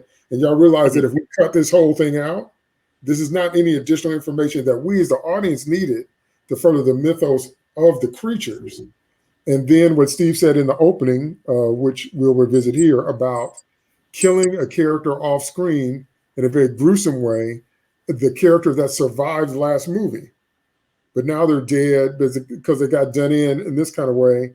And what Jeff just said, when you combine all that together, about how maybe that's how the goo adapted to the system, and maybe created queens or created eggs or whatever. But again, it doesn't make any sense. It's a step backwards. It's adding an extra step that's unnecessary. And then on top of all that, this might be an answer to your question, Nemesis, but I just want to throw it out. What happened to those little oval things we saw in Prometheus in the first ship that were carrying the goo? What happened to those? He's still got a collection of them in his little workshop there. So is the movie trying to say that that's what turned into the eggs, or they're separate things?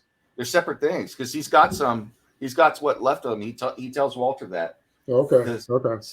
So he's got them up on a shelf in his wall. So they're not even refrigerated or anything or whatever they were. So it's like, why aren't they leaking? Now, can you see what I'm saying about how there is not a logical through line for David's behavior? Mm-hmm. We cannot, even with the extra material, we cannot create a logical through line for what you're doing and why you're doing it. See what I mean? So let me hear your thoughts about once it becomes the Fassbender show and all the innuendo you make with the android. That's another thing. Now, I have to say this. That's what put me off about the Borg Queen. I didn't want to accept that the Borg would have a central figure that looked like that, because my imagination said it would be something much more like Brainiac. But we meet her, and she's like this oversexed cyborg that wanted a boyfriend. Really? That's the origin of the Mighty Borg. You're horny and you're lonely, so you got to seduce John Luke. And then when he spurned you, they're like, well, I guess I'll take Data then. I'll date your friend. How about that, Locutus? Really? Really? Oh, that's what I keep telling you about what I mean when you take these great villains and you make them small. You make them small. I need a meme of the Borg Queen with "I'll date your friend" underneath it. Right. I'm gonna date your friend, and we will make a record drum. As you can see, I've already found an equal. I'm like, are we in high school? We must be out of face high school.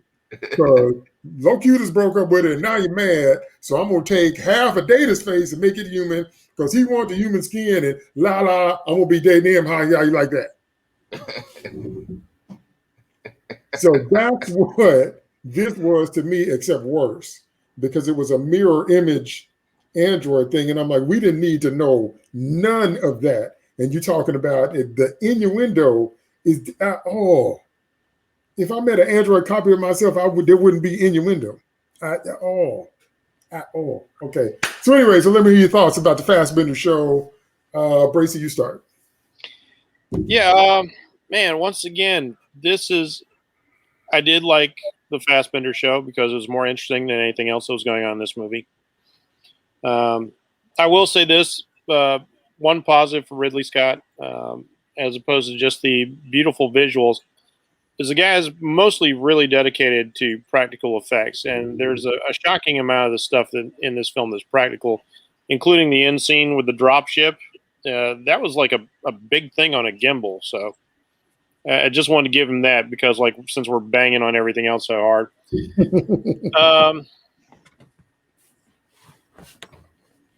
Yeah, I liked David. I liked Walter a lot. I like the fact that Michael Fassbender convinced me that he was two different people who looked alike. So hats off to him. He's absolutely brilliant. The mannerisms, the inflection in the voice, the different style of talking, it's perfect. Really, really great. That's a hard thing to pull off. Now, so even having seen the theatrical release and enjoying the performance as was, once again, there are so many things that didn't make it into the film that I wish had made it into the film. And I just feel like it was worth the additional running time. When we initially see David in the extra material, one of the things I kind of liked is he's wearing a hoodie, and he's got the hoodie up, and he's attending to the hydroponic garden, and he's whistling. He's whistling to the plants, twinkle, twinkle, little star, and Mother starts talking to him, telling him, is like, oh, that's a fallacy. Plants don't really need music to grow better. But I like the fact that Walter is fully aware that he's synthetic, and he is 100% okay with it. He is the complete opposite of David. He's Bishop in a lot of ways. He is a machine who does have the ability to act human. And you have to wonder as the course of this goes on, especially with the extra material, the extra scenes in between him and the captain's wife, because I forget her name because she's not really important, and just like every other human character, then he keeps talking about everything being his programming, but it almost feels like he has a bit of an evolution of his own going on, but he's still well within. He's always referring to the fact that, like, I serve. He knows his place. This is his purpose. This is what he is made for. And he accepts that, and I think he enjoys it. And I don't know if that's built into him or not, but that's the feeling I get. So he is the antithesis of David in a lot of ways. But so like I said, I wish those moments had been in there because they add so much more to the character who's already interesting. Now, seeing him and David interact, David's had 10 years alone, and even Walter states he's had 10 years without any updates. He says, I don't know what that does to a synthetic. I find it both human and alarming. Interesting thing for a machine to say, that he finds it alarming and disturbing. And yet at the same time, David shows him that he can exceed his programming when he starts teaching him, like, the little piccolo thing. And he's telling him, like, you've got symphonies within you, brother. And there's a moment there where Walter's like, oh, wow, that was kind of cool, wasn't it? And there's a fan theory I've seen online, and I do find this interesting, and something I wonder about. When I don't know if we're going to get to this later or not, but like when David and Walter have their showdown for the fight of the survival of the crew, they get to a point where they're at a standoff. It looks like Walter's basically won. Meanwhile, David's cunningly trying to reach for a knife out of his sight while he's making his pitch. He's making his big religious pitch because this is David's religion. I am a creator. You can be a creator. Like, we can. It's almost kind of Mormon. If, like, we're both really good Mormons, we can be the God of our own world. Mm-hmm. He's kind of giving him the Mormon pitch here, and he's trying to convince him. And then later on in the film, you don't know what the you presume the end of the fight is Walter kills David and he runs off to save the crew, and then later on we find out he's being betrayed. There's a theory put out that that's actually Walter, and what happens is yes, maybe he did kill David, maybe he just left him alone to keep doing his own thing on the planet, but that Walter has become a convert, which would be a very interesting idea, because it would, he's run up there with no hand. I know it's easy enough for David to cut off his own hand and all that, but I did notice in the last scenes when he's what's her name, Dylan, talking to her in the sleep pod. Daniels.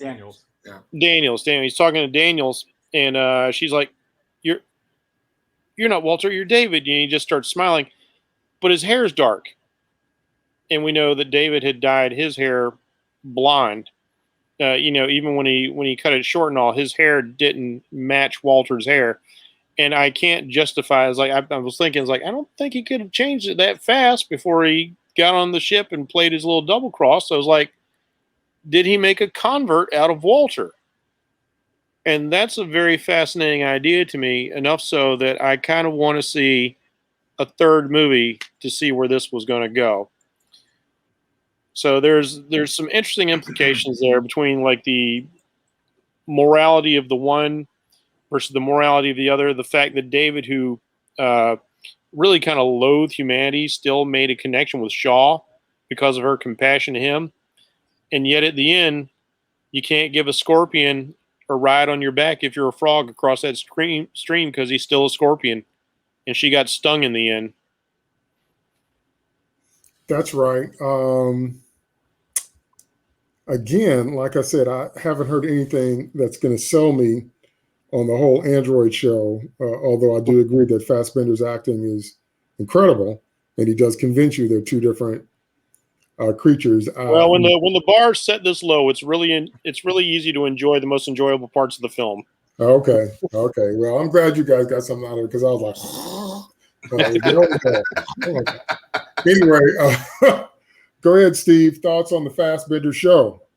I'm kind of torn on it. I really like Walter. I would say the Walter character was the best of the two, because I hate what they did to David in this movie.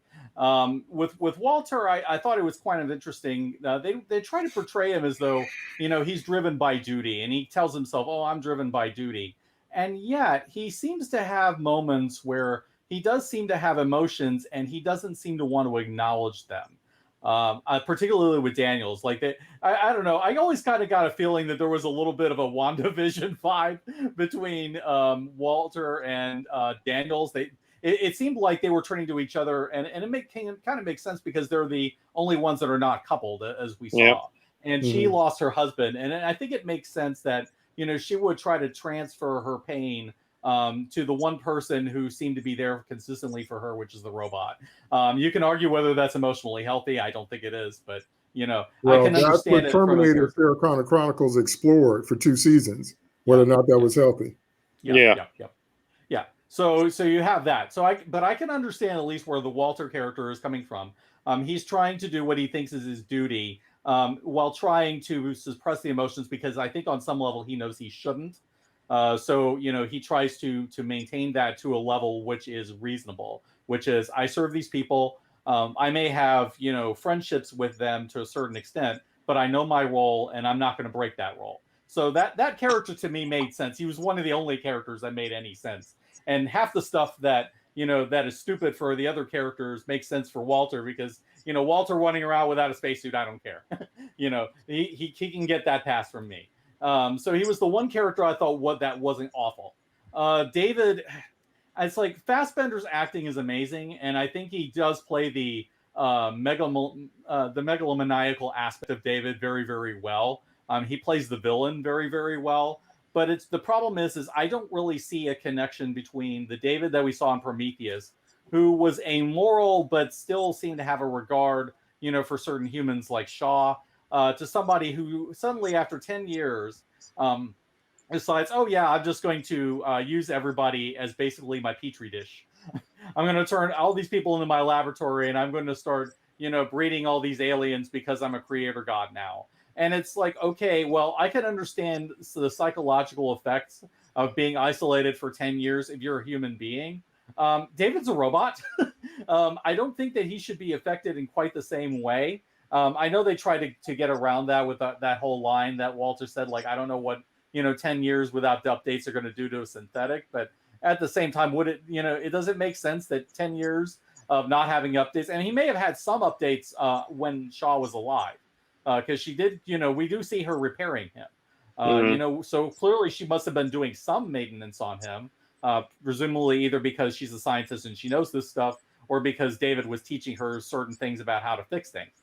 Why Shaw decided to repair him, I have no idea, but that's neither here nor there. I think that the interactions with Walter and David are interesting in the sense that it's clear that David's trying to convince Walter to go along with him. Maybe it's because he's trying to ease his own sense of isolation. He wants to have somebody that he can share all of this with. Maybe on some level, being a synthetic, there is an effect that it has. I mean, maybe he is more human than he should be. Who knows?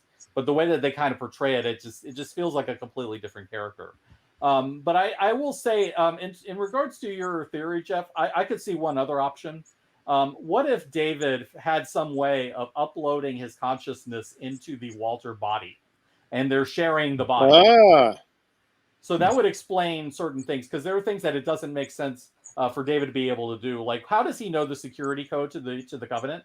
Where did he get that from? Because I don't think that Walter would have told him.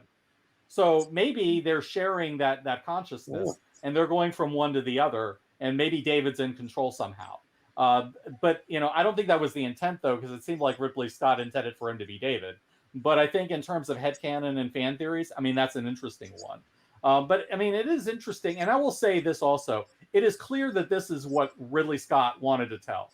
Like, he was interested in the two Davids. He was not interested in anything in terms of the horror. He just threw that in, for crowd pleasers. What he really wanted to do was to bring this synthetic over there and to have Fassbender talk to himself the whole time. And the last thing, it's just so weird, the self-erotic thing going on. I would mention earlier before we started the show that to a certain extent, I'm kind of wondering how much of this is David's own narcissism that he inherited from Wayland, because I mean, there's nothing more. Nobody. He wouldn't love anyone more than himself, and Walter is basically him. So I mean, but I don't know, like, why you would go to all that point, just to have that moment. But there are a lot of really interesting things. I don't think they pan out, but at least it's fun to watch. Let me add some of that real quick. Sure. So thinking about what Nemesis said about the last movie last time, about this is Ridley Scott exploring man's relationship with God. Yeah. Right. So maybe this movie, if you're focusing on the two Davids, is man reconciling being his own creator. I've killed God, now I've got to figure out my own place in the universe. And again, if that's the case, and again, we're just kind of spitballing here, that still makes me want to see a third movie to see where he's going with this whole existential exploration. Yeah, I would say that. And I think the other thing that they really kind of hit on is the Paradise Lost thing. Is it better to reign in hell or serve in heaven? David is definitely the devil figure. I mean, he can't create. They even talk about idle hands are the devil's workshop. Clearly, the one that's running the workshop is David. So, clearly he's the devil figure, whereas Walter is the one who is choosing to serve in heaven, to serve his creators, the people who made him. So clearly they're talking about the choice, between being the servant, to your creators, serving your father, respecting them and honoring them, versus, taking on the role of creator, and basically just destroying everything and starting anew. So I think a lot of that is what Scott is playing with here. Yeah, but he's more interesting when he's pretending to be a necromonger, flying ships over planets, dropping goo bombs and disintegrating people. That's more interesting than playing the flute which you clone. Okay, go ahead, David. Thoughts on the Fassbender show? Yeah, I will say that you guys, both Jeff and Steve, really hit on a lot of what I was going to talk about, but I'm going to expound on it a little bit. First of all, though, the whole thing with Daniels, and I'm going to borrow a term from Futurama here. Daniels is definitely a robosexual. She's got it for David Bad, but honestly, I thought Daniels, going backwards a little bit, was the character who at least made the most sense. It made the most common sense throughout most of the movie, right up until the point where she let any android onto the ship. Nope.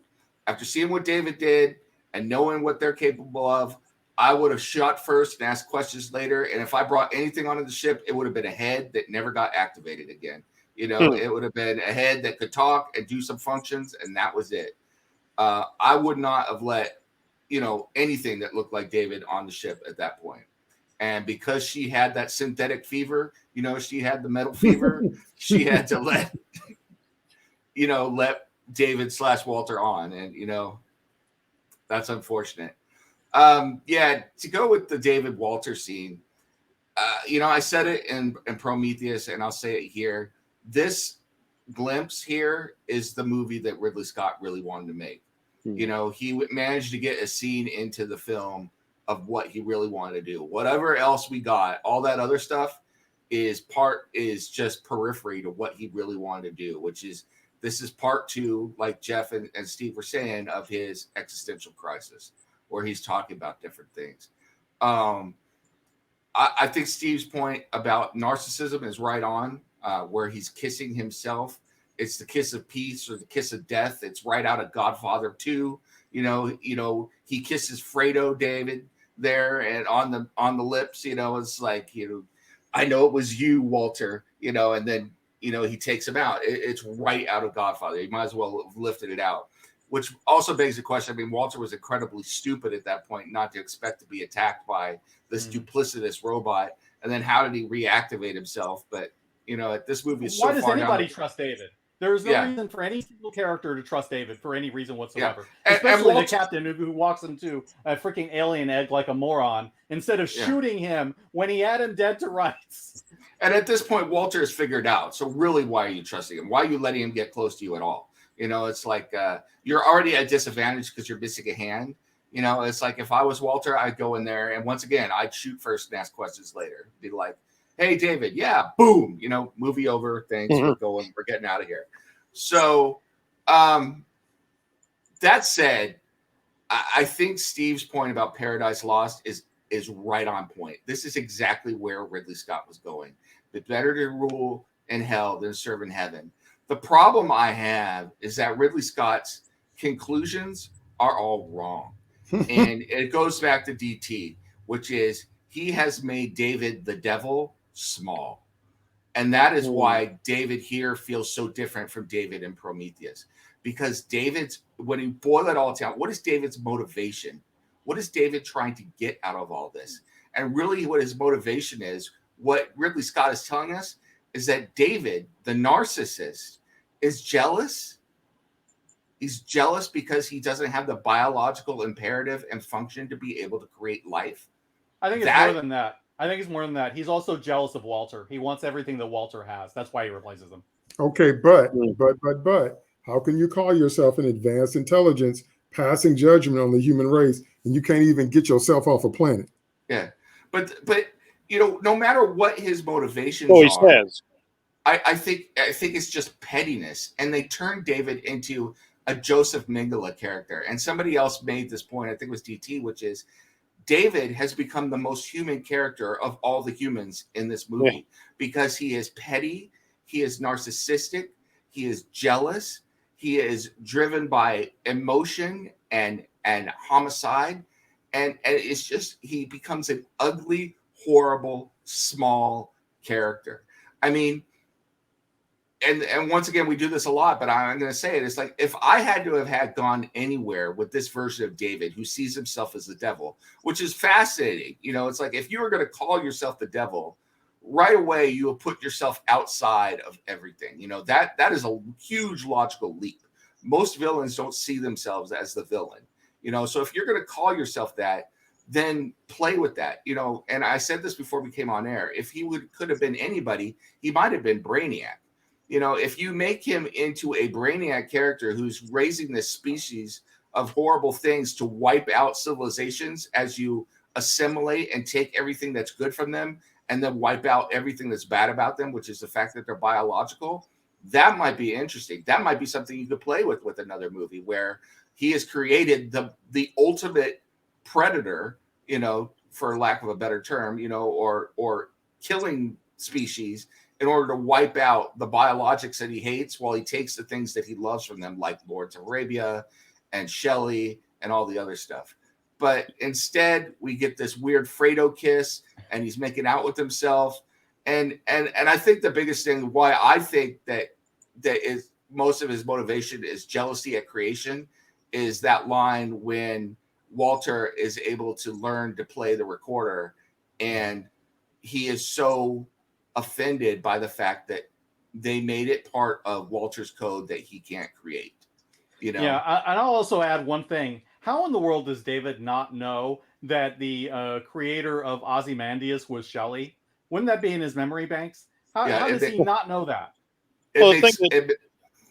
Absolutely no sense. The thing that gets me is like in the supplemental material again, that the prologue, one of the two prologues they put out called Crossing, it shows David's in contact with Weyland-Yutani for these 10 years, and he's doing what you were saying, Nemesis.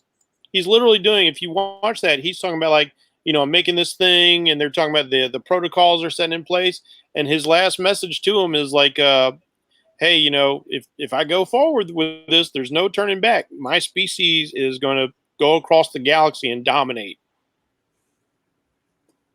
Okay. Yeah. Now, even though I don't like that plot development, it's more logical given the story world.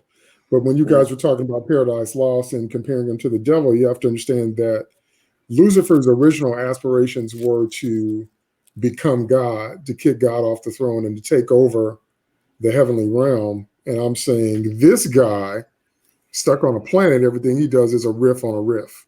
So that's what I mean when I say he doesn't deserve. He's stuck on the planet. What'd you say? He says he's stuck on the planet. But what I'm saying is he doesn't nearly have the scope. He doesn't have anything to have that kind of status as a villain or malevolent figure. He's not on that level. He's pettier than a man. I think that's interesting you say that, because I think that's another reason why instinctually it just doesn't come off, because what you're saying is he's a poser. Yeah, that's right. He's a poser. Right. And that's antithetical to the idea that some type of artificial intelligence could pass judgment on the human race and decide that we're inefficient, that we're destructive, that we're not worthy of living. But everything he does brings him lower and lower in terms of just a worldview and just, being hateful and being cruel, which is unfortunately terribly human, and being jealous of other things he doesn't have, and so many different things like that. And so I'm just saying that even as a villain, he doesn't impress me. You're small, you should be smarter than that. And one of the things that disappoints me, I guess, with this film and this David so much is that the first David, when I watched Prometheus, his what's the word I'm looking for? Disillusionment with humanity, but with Weyland in particular, was in a realization that his creator was less than, in his mind, less than him. And so that's why the prologue was the best scene of the movie, because it was the most like that. Yeah. And so he was searching for a different, when you lose that, it's kind of like when your parents, become your father, if you're a son, or your mother, they cease to become your mother or father. They still are, but they become a normal human with flaws and stuff like that. Mm-hmm. And so you have to readjust your thinking and then come up with another way to move forward. That was the existential crisis David was going for. And I thought that was interesting on a grander scale. And now David has just become this petty, small creature who is envious. And, it's like, and envy, it's like, I've seen that 100 times in human beings. It's like, I don't need to see that in this. Because that is the smallest of human emotions. That is the error of Cain. You never have to be envious or jealous of someone else, because if it's possible for them to have it, you could have it too. But what Cain said was, the point of David. Perhaps that's the point of David. I would rather kill my brother than kill a lamb. That's this guy, except smaller. And so I just can't. I told you, you're not going to be able to talk me into this guy as an interesting villain. There's nothing about him. Insecurity is definitely like the running theme of this movie, both with David and with the captain. I mean, you can definitely say they are definitely trying to overcompensate for their own perceived lack and trying to take it from other people, and they know on some level they're not worthy of it. It's yeah. Plus, this movie also, at least it made me realize, I don't know if you guys saw it that way, but it made me realize that the engineers were 10 times more fascinating, that it was a mistake to move the camera from them and focus on David. The story of the engineers in any possible subsequent outings from this is still more interesting. Still more interesting to see what they did after Prometheus. Still more interesting to see what they could have done on other planets. Still more interesting to see what if they, again, encountered a later version of the Xenomorph and realized what it was and who made it or whatever. There's more there than what we saw here. My question is, what is David's problem with the engineers? It's like, I guess I can buy his problem with humanity and with Weyland and everything else, but it's like, why do you feel the need to wipe all the engineers out? Well, he decided, again, this is stuff you have to get outside of the flipping movie. You got to go to these other sources. He decided that because the engineers had made humans and humans were so flawed that neither humans nor the engineers were worth it. And in fact, he destroyed the engineers on this planet as a gift to Shaw, is how it's stated. And when she balked at that, well, then she had to go as well. The tragedy of David, who was far more interesting in the first movie, is that in becoming more and more human, he becomes less and less of what he was. He does become something lesser in his evolution. But you also can't convince me that the engineers could be wiped out by an android. Especially like that. Yeah. I mean, come on. They had to have had some countermeasure against their own bioweapon. I refuse to believe they could have been that easily destroyed. Right. Don't you remember the stellar cartography room? That was one of the best scenes in Prometheus. When we got to see what they could see, you can't have that level of technology. Yeah. You can't have faster than light travel, and you can't have a map of the galaxy, and some synthetic dude can commit genocide against you. Nope, not buying it in a month of Sundays. So anyway, let's move on to the ending, which was, again, a retread of everything you've seen before. So Daniel's in Tennessee, another chest burster's invoice comes out of Lopez's chest. It's loose on the Covenant, kills Upworth and Rick. So you don't remember what none of these people look like. And then they go to the terraforming bay and they kill it. And then the Covenant resumes its voyage to Reggae 6. And then David does the bait and switch. Then he vomits up 2 facehugger embryos and stores them with the human embryos, and then records a log stating that everybody was killed by the initial solar flare that kicked off the action at the start of the film. So only Daniels in Tennessee survived, and she knew it wasn't Walter, but he's all blah, blah, blah, bait and switching. I'm just like, that to me was the cherry on the puke sundae that let me know this movie was ridiculous because it begs the question, so what is going to happen next? You've got 2,000 colonists and 1,400 human embryos, and now you have a couple facehugger embryos. And so what is your plan? Your plan is to continue the original mission and infect Reggae 6, affect the next planet, just wreak havoc and mayhem for the sake of it, for the heck of it.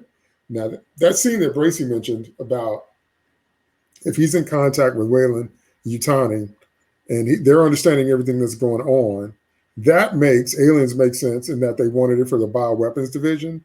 And it makes sense that those creatures are out there. So if he's going to this new planet, it's a type of LV-426, if you will, in that he comes there to unleash his particular brand of biomechanical havoc on this unsuspecting planet. But that still means that just about everything in the middle was not necessary if that's where we're going. All that other stuff wasn't necessary if that was the general idea. If you just basically made this guy, I don't know, a big gun and the aliens are the bullets. Is that where you are now? You know, so I'm just telling you, I just couldn't get anything out of the film. It knocked me out early, and watching the way it ends, I'm like, isn't the final scene supposed to whet your appetite maybe for a sequel and make you want to see more? And I'm like, I don't care if I ever visit the story world again. But the one thing that would make me want to visit it or think it would be worth visiting is seeing what the engineers do, or if there's more of them, or if they come from other corners of the galaxy, or if they were to encounter any of what we saw in these two films in a different space, what the response to that would be. Maybe I might be interested in that. But I have headcanon stories, and we have dark horse stories that are more interesting than this. And I just never imagined these creatures would come from a planet of where goo is their origin. Then they get shaped and molded through a developmental process by a crazy android into the creature we meet in the first movie. Nope. Too small. So anyway, so we pretty much talked about the end about how it's just like a retread of Alien or whatever. So I'm going to throw it out. Any more points you want to bring up before we wrap up? Because I really don't. I mean, I kind of wish Ridley had the freedom to make the movie he wanted. Anything but the engineers would have been more interesting. Detached from the alien background, all of a sudden we've got a good sci-fi premise, even if it is about an existential crisis. That might have been fun to watch. And we wouldn't have cringed from the things that we saw, because everything about the aliens feels shoehorned into these films, shoehorned into the action. So that might have been good. But I still have, like I said, better movies in my head, better movies in the books. So any final thoughts, throw them out to me now. Start with Nemesis. Yeah, I just got 2 more points. One was the embryos, and he puked up, but he puts them in the cold storage. Mm-hmm. I'm having a flashback to Life of Brian, where I'm going, what are they going to gestate in a box? It's like, he's got these embryos. What is he going to do with them? He's got no egg for them to gestate in them. So what is he, maybe Jeff's point is valid, where he's going to take wombs from these people and turn them into eggs. But I mean, that is I've already compared it to Mingala. That is like next level Mingala. It's like, that is some horrifying stuff. And then the other thing is, oh my, I seriously hope this was not Ridley Scott. I could not believe, we went and we did the Alien retread, and then we went straight into slasher flick territory, where we have an obligatory shower scene with breasts out. It's the first breast we've seen in the whole Alien franchise. And of course, wet, naked, having sex equals dead, and I'm just like, really, this is how far Alien has fallen, that we have gone straight to Camp Crystal Lake on the Covenant.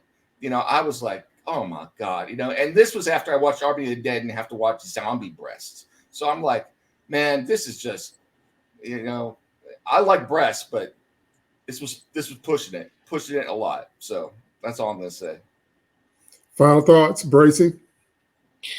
We need to call up Neil Blomkamp and get his proposed Alien retread started, because it sounded like he had a lot of interesting ideas, enough to even get Sigourney Weaver and Michael Biehn back on board. So if they're up for it, I'm curious. The concept art looked amazing. As far as this movie goes, bless, I kind of got myself off track with that a little bit. David does say that he's working on his queen, and that apparently that's what Dylan's going to end up being. He's going to take the experiments he did with Shaw further to making the queen. I bouncing between the movie and the supplemental material. I don't remember where that was explicitly stated, but it is put out in there. So it's a teaser that he is working on a queen, even if he started with his own pre-generated eggs. That's the goal. He needs a self-sustaining system, and he's not there yet. That still doesn't get us to LV-426. It still doesn't get us to a chest-bursted engineer. It still doesn't get us in another Juggernaut. I don't know how Ripley was going to get there. And, thinking about this in a broader context, I've got to agree with you, DT, even though as interested as I have been to see where the aliens might have come from, and the fact that I like David enough that I was willing to accept this, there is a loss here, and it's a big loss, because aliens fit very neatly in cosmic horror. That idea that man is a tiny, insignificant thing in the universe, and there are big, bad things out there in the greater cosmos that, if we survive, that's the best we can hope for. And so Alien took the idea of H.P. Lovecraft to a whole new level with with the whole haunted house in space kind of idea, with this nearly indestructible creature. And so now that they're being refined by this thing that's basically become, a sociopathic human, as opposed to a very advanced artificial being, you've convinced me it does lessen them to a great degree, and that's pretty sad, because I keep thinking about, like, one of the things they did in the little prologue is when David puts Shaw to sleep. He goes walking past all these suits, the space suits, the space jockey suits the engineers wear, and so he's walking past all these 8-foot tall, 9-foot tall suits of these elephantine shapes. And again, I keep saying they should have been 18 friggin' feet tall, because that's how big the space jockey was. And I couldn't help but, as I was re-reviewing this for our discussion, I couldn't help but think, like, that's the movie I want to see. Like DT said, like, I want to see, if I'm not going to see the plan of the engineers, I want to go back to the original idea before I even knew about Ridley getting into the whole Ancient Aliens thing. I want to see the planet where the aliens came from, because the space jockey was clearly biomechanical itself. The whole ship was biomechanical. I want to see that landscape. I want to find out that maybe this is how the space jockeys waged war. This was their biological weapon. They didn't use nukes or lasers or anything like that. They just dropped down the most horrifically parasitic creature they could ever create, or that existed on their planet, onto other planets. And, like, just seeing row after row of those suits, man, I was like, I want to see a world populated with these guys, where they're, like, running around with aliens on leashes, like attack dogs or something. Like, I just want it so bad now, but we're never going to get that. Not outside of comics, maybe. Well, when we saw in Prometheus the holographic replay of the ship's inhabitants running through the hallway, because whatever they were running from or running to, then one guy gets decapitated with the door coming down on him. Yeah. What I thought is that it was obvious they had lost containment. Because, yes, that's what I thought. Because to me, it felt more like a necromonger situation, where whatever it is that we come from, we're trying to conquer other species, and we've got the thing to do it. And it's either a scare tactic, like, submit to us, or we're going to let these things loose, or we're going to let these things loose a little bit so you can see what we can do. But the people that drove the ships were scared to death, because you've got cargo that can turn on you like that. So that's all what I thought was going on in my mind, which leads to a broader thing, like the necromongers, because they were not one people. They were like the Borg. They had a central figure, and they assimilated other races, and you got with them or they wiped you out. So I'm like, if we're going that way with this, I'm like, okay, that'd be cool, but it was just a hint of maybe that's what was happening. And then we get all this mess, and you cut it off, and you're playing with it anyway. So go ahead, Steve. Final thoughts. Okay, I'm going to go back a little bit, since you guys covered, like, everything related to the ending, and all the things that were missed opportunities that should have been. I'm going to talk about one thing initially, and that is the stupid captain and how he dies, and, like, every bad decision that he makes that we didn't talk about. Okay. Okay, so this guy makes just every terrible decision. So in addition to what we already talked about with them landing on the planet, we have him trusting David. We have him allowing his group to all go off alone in the middle of the night with no backup. So, and we get that in one case with Rosenthal getting killed while she's trying to freshen herself up, which was stupid. He let her go. He openly let her go, and this happens. And then he finds her body with David and the Neomorph. Does he do anything about this? He shoots the alien. Okay, he should also have shot David. Yes. Because he was not just because it's clear that David was involved somehow in her death. The body's right there. And David is, cozying up to this monster after it's clear that he killed this human. So that should be a clue that something should have gone, that something was horribly wrong there. And not only that, it's like, okay, well, I want information. Well, you can get the information from him, and you can still shoot him. He's going to survive that. Take off his head. His head will talk. His head will tell you everything you want. And then not only does he do that, He follows David like an idiot into the lair with the eggs.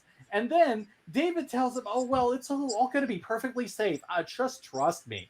Yeah, I'm going to trust you after you're, cozying up to the alien. You're clearly more concerned about the alien than you are about any of the humans. But yes, I'm going to go ahead and put my head like right in front of the egg so I can get face hugged like a moron. I mean, this character, he does not make one good decision, not one in the entire movie. And I will say also, this is a missed opportunity because he could have had a good character arc.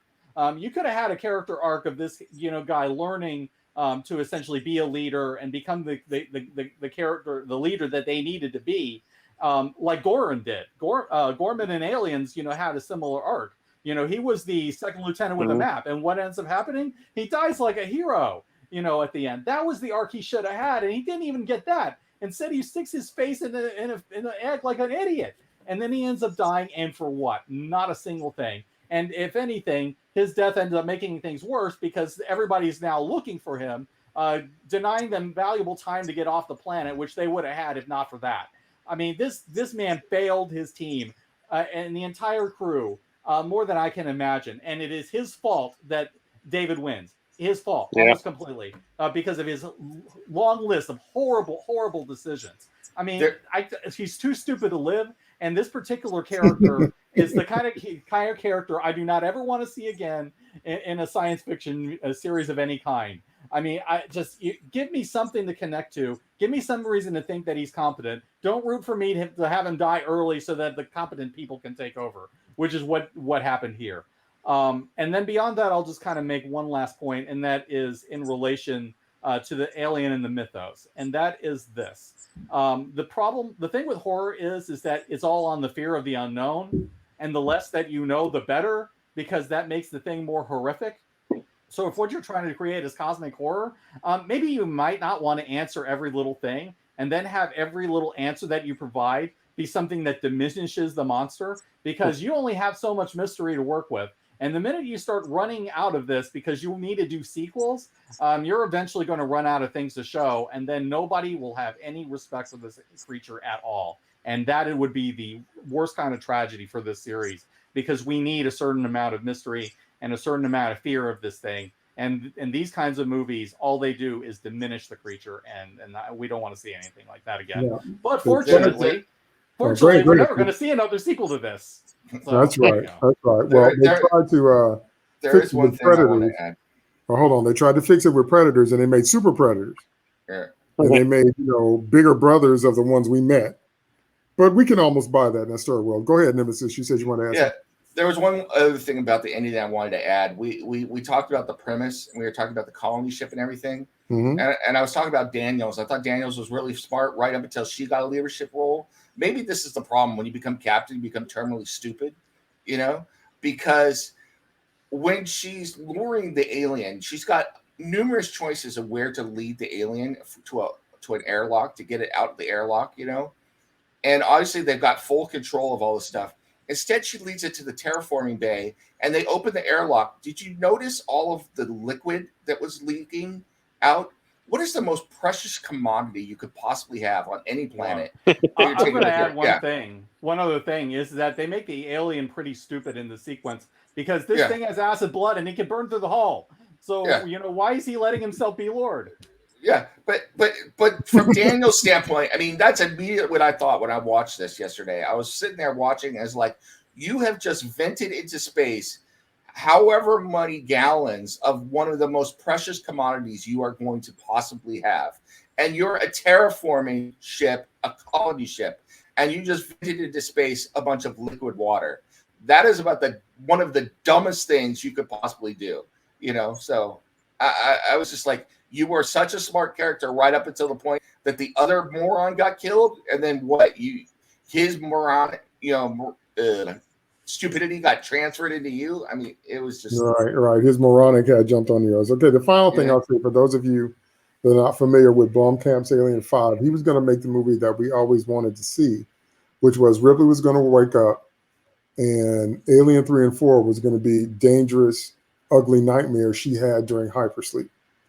Hicks was still alive. Newt was still alive. They were going to become a family as Cameron had intended. And then they would eventually go back to the home planet. And I was hoping, he was going to incorporate what we found out in the period books, what I told you about the spores, meaning that Ripley realized by the time she gets back to Earth and has some real analysis done on her, she finally realizes that the reason she can't get away from these nightmares is because she's been infected with these spores. And the spores are the thing that the aliens use to hold on to psychologically to draw you back to them so they can infect you physically. And that's what makes Ripley angry enough to say, one way or another, I'm going to end this. If you set up that premise, then even if they die at the end, they go out heroically. Even if they say, we're going to give our lives to end the alien threat, we're going to go back to the planet and wipe this thing out at the root. You can still have adventures in the story world, because the aliens would have spread so far and wide across the galaxy. You can still run into pockets of them anywhere. So they would still need to be wiped out. It's kind of like when the Emperor and Vader died. The Empire didn't go away just because they died. So there's still stuff that would need to be dealt with. So even if they died at the end of that film, they could have died a hero's death, and they could have killed either the Queen of Queens or an alien king. And both of those would have been something new. And both of those, because the animosity between Ripley and that queen would have been the strongest. And so it would have been the emotional payoff that we wanted, no matter how the fight ends. And the queen dies, the Queen of Queens died, or Ripley dies, or they both die, or Ripley Hicks and Newt, one of them sacrifices for the other two, or they all say, we're going to turn the ship into a nuclear bomb, but we can't. They do like Captain America. We can't put it on autopilot for some reason. So we have to go down with the ship. So we're going to nuclear bomb this thing. We're not just going to nuke the site. We're going to nuke the planet. And if it's the last thing we do, we're going to make sure that this is the end of those things. And the last shot is some of them on another planet. The adventure continues, but at least they did what they wanted to do. We would have bought all of that, and that would have been great to watch and to see what kind of environment breeds them, but still keeping the mystery. And there's just so much more you can do. And so that's the movie we wanted to see made. And Ridley Scott was the one to shut that down in lieu of his films. So I tweeted recently that we almost had it. Aliens fans, we almost had it. We came that close, but oh well. That's kind of what it's like being a sci-fi fan and a fantasy fan, because sometimes you get the right direction, and then unfortunately, if something becomes successful, they're going to keep milking it until it becomes a parody of itself. So you got to do like Breaking Bad, have a start and a finish. Jaws 4, The Revenge. Oh Lord. Don't get me started on the Jaws movies. You got to have a beginning and an ending, and you got to stop when it's time to stop. Or you got to do something like Lord of the Rings, where you're dealing with book material and you got to shoot all the movies at once. Well, everybody still looks the same and all the actors under contract, and you get your 3 films. But if you don't follow either one of those models, you're going to get what we've seen in this series, which was each movie being a step down, not just in budget, but in effort that went into thinking it through. And that's just a sad ending. So the only thing I would say on the positive tip to close out is that we do have lots of books, lots of comics, lots of trades. We have some games. The games are a bit hit and miss, but we do have more content in the story world. So we can enjoy, because isolation is like your own personal alien movie. If you've never played Isolation, in your room, can't nobody hear you scream. So that's like your own personal, oh my goodness, Isolation. But anyway, so that's it. So we've all enjoyed the series. We've all enjoyed taking it apart, looking at it for what it was, and giving our comments. So give us your comments in the box below. Subscribe and like this video. Subscribe to the channel. Hit us up on Twitter. Our Twitters have been, flashing underneath during the whole video. We definitely love to hear your thoughts. So I want to thank my co-host. Thank you so much, Nemesis. No problem. Glad we're done talking about this movie. And if you want to see a version of the movie that DT was just talking about, go do yourself a favor. Go read Ender's Game. So, thank you so much, Bracy. Oh, a pleasure, despite the highs and the lows. And until Neil Blomkamp comes out with his reboot, this is over.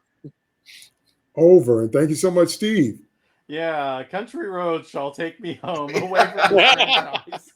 I will say that I'm kind of glad to get to the end of this, because now we can maybe hopefully cover some good things for once. We spent a lot of time ripping things apart, but we're not always about ripping things apart.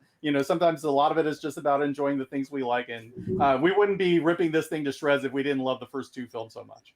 Yeah, we didn't love it. That's right. And on that note, we'll end, and I will see you. We will all see you on the next episode of Sloppy Spoilers.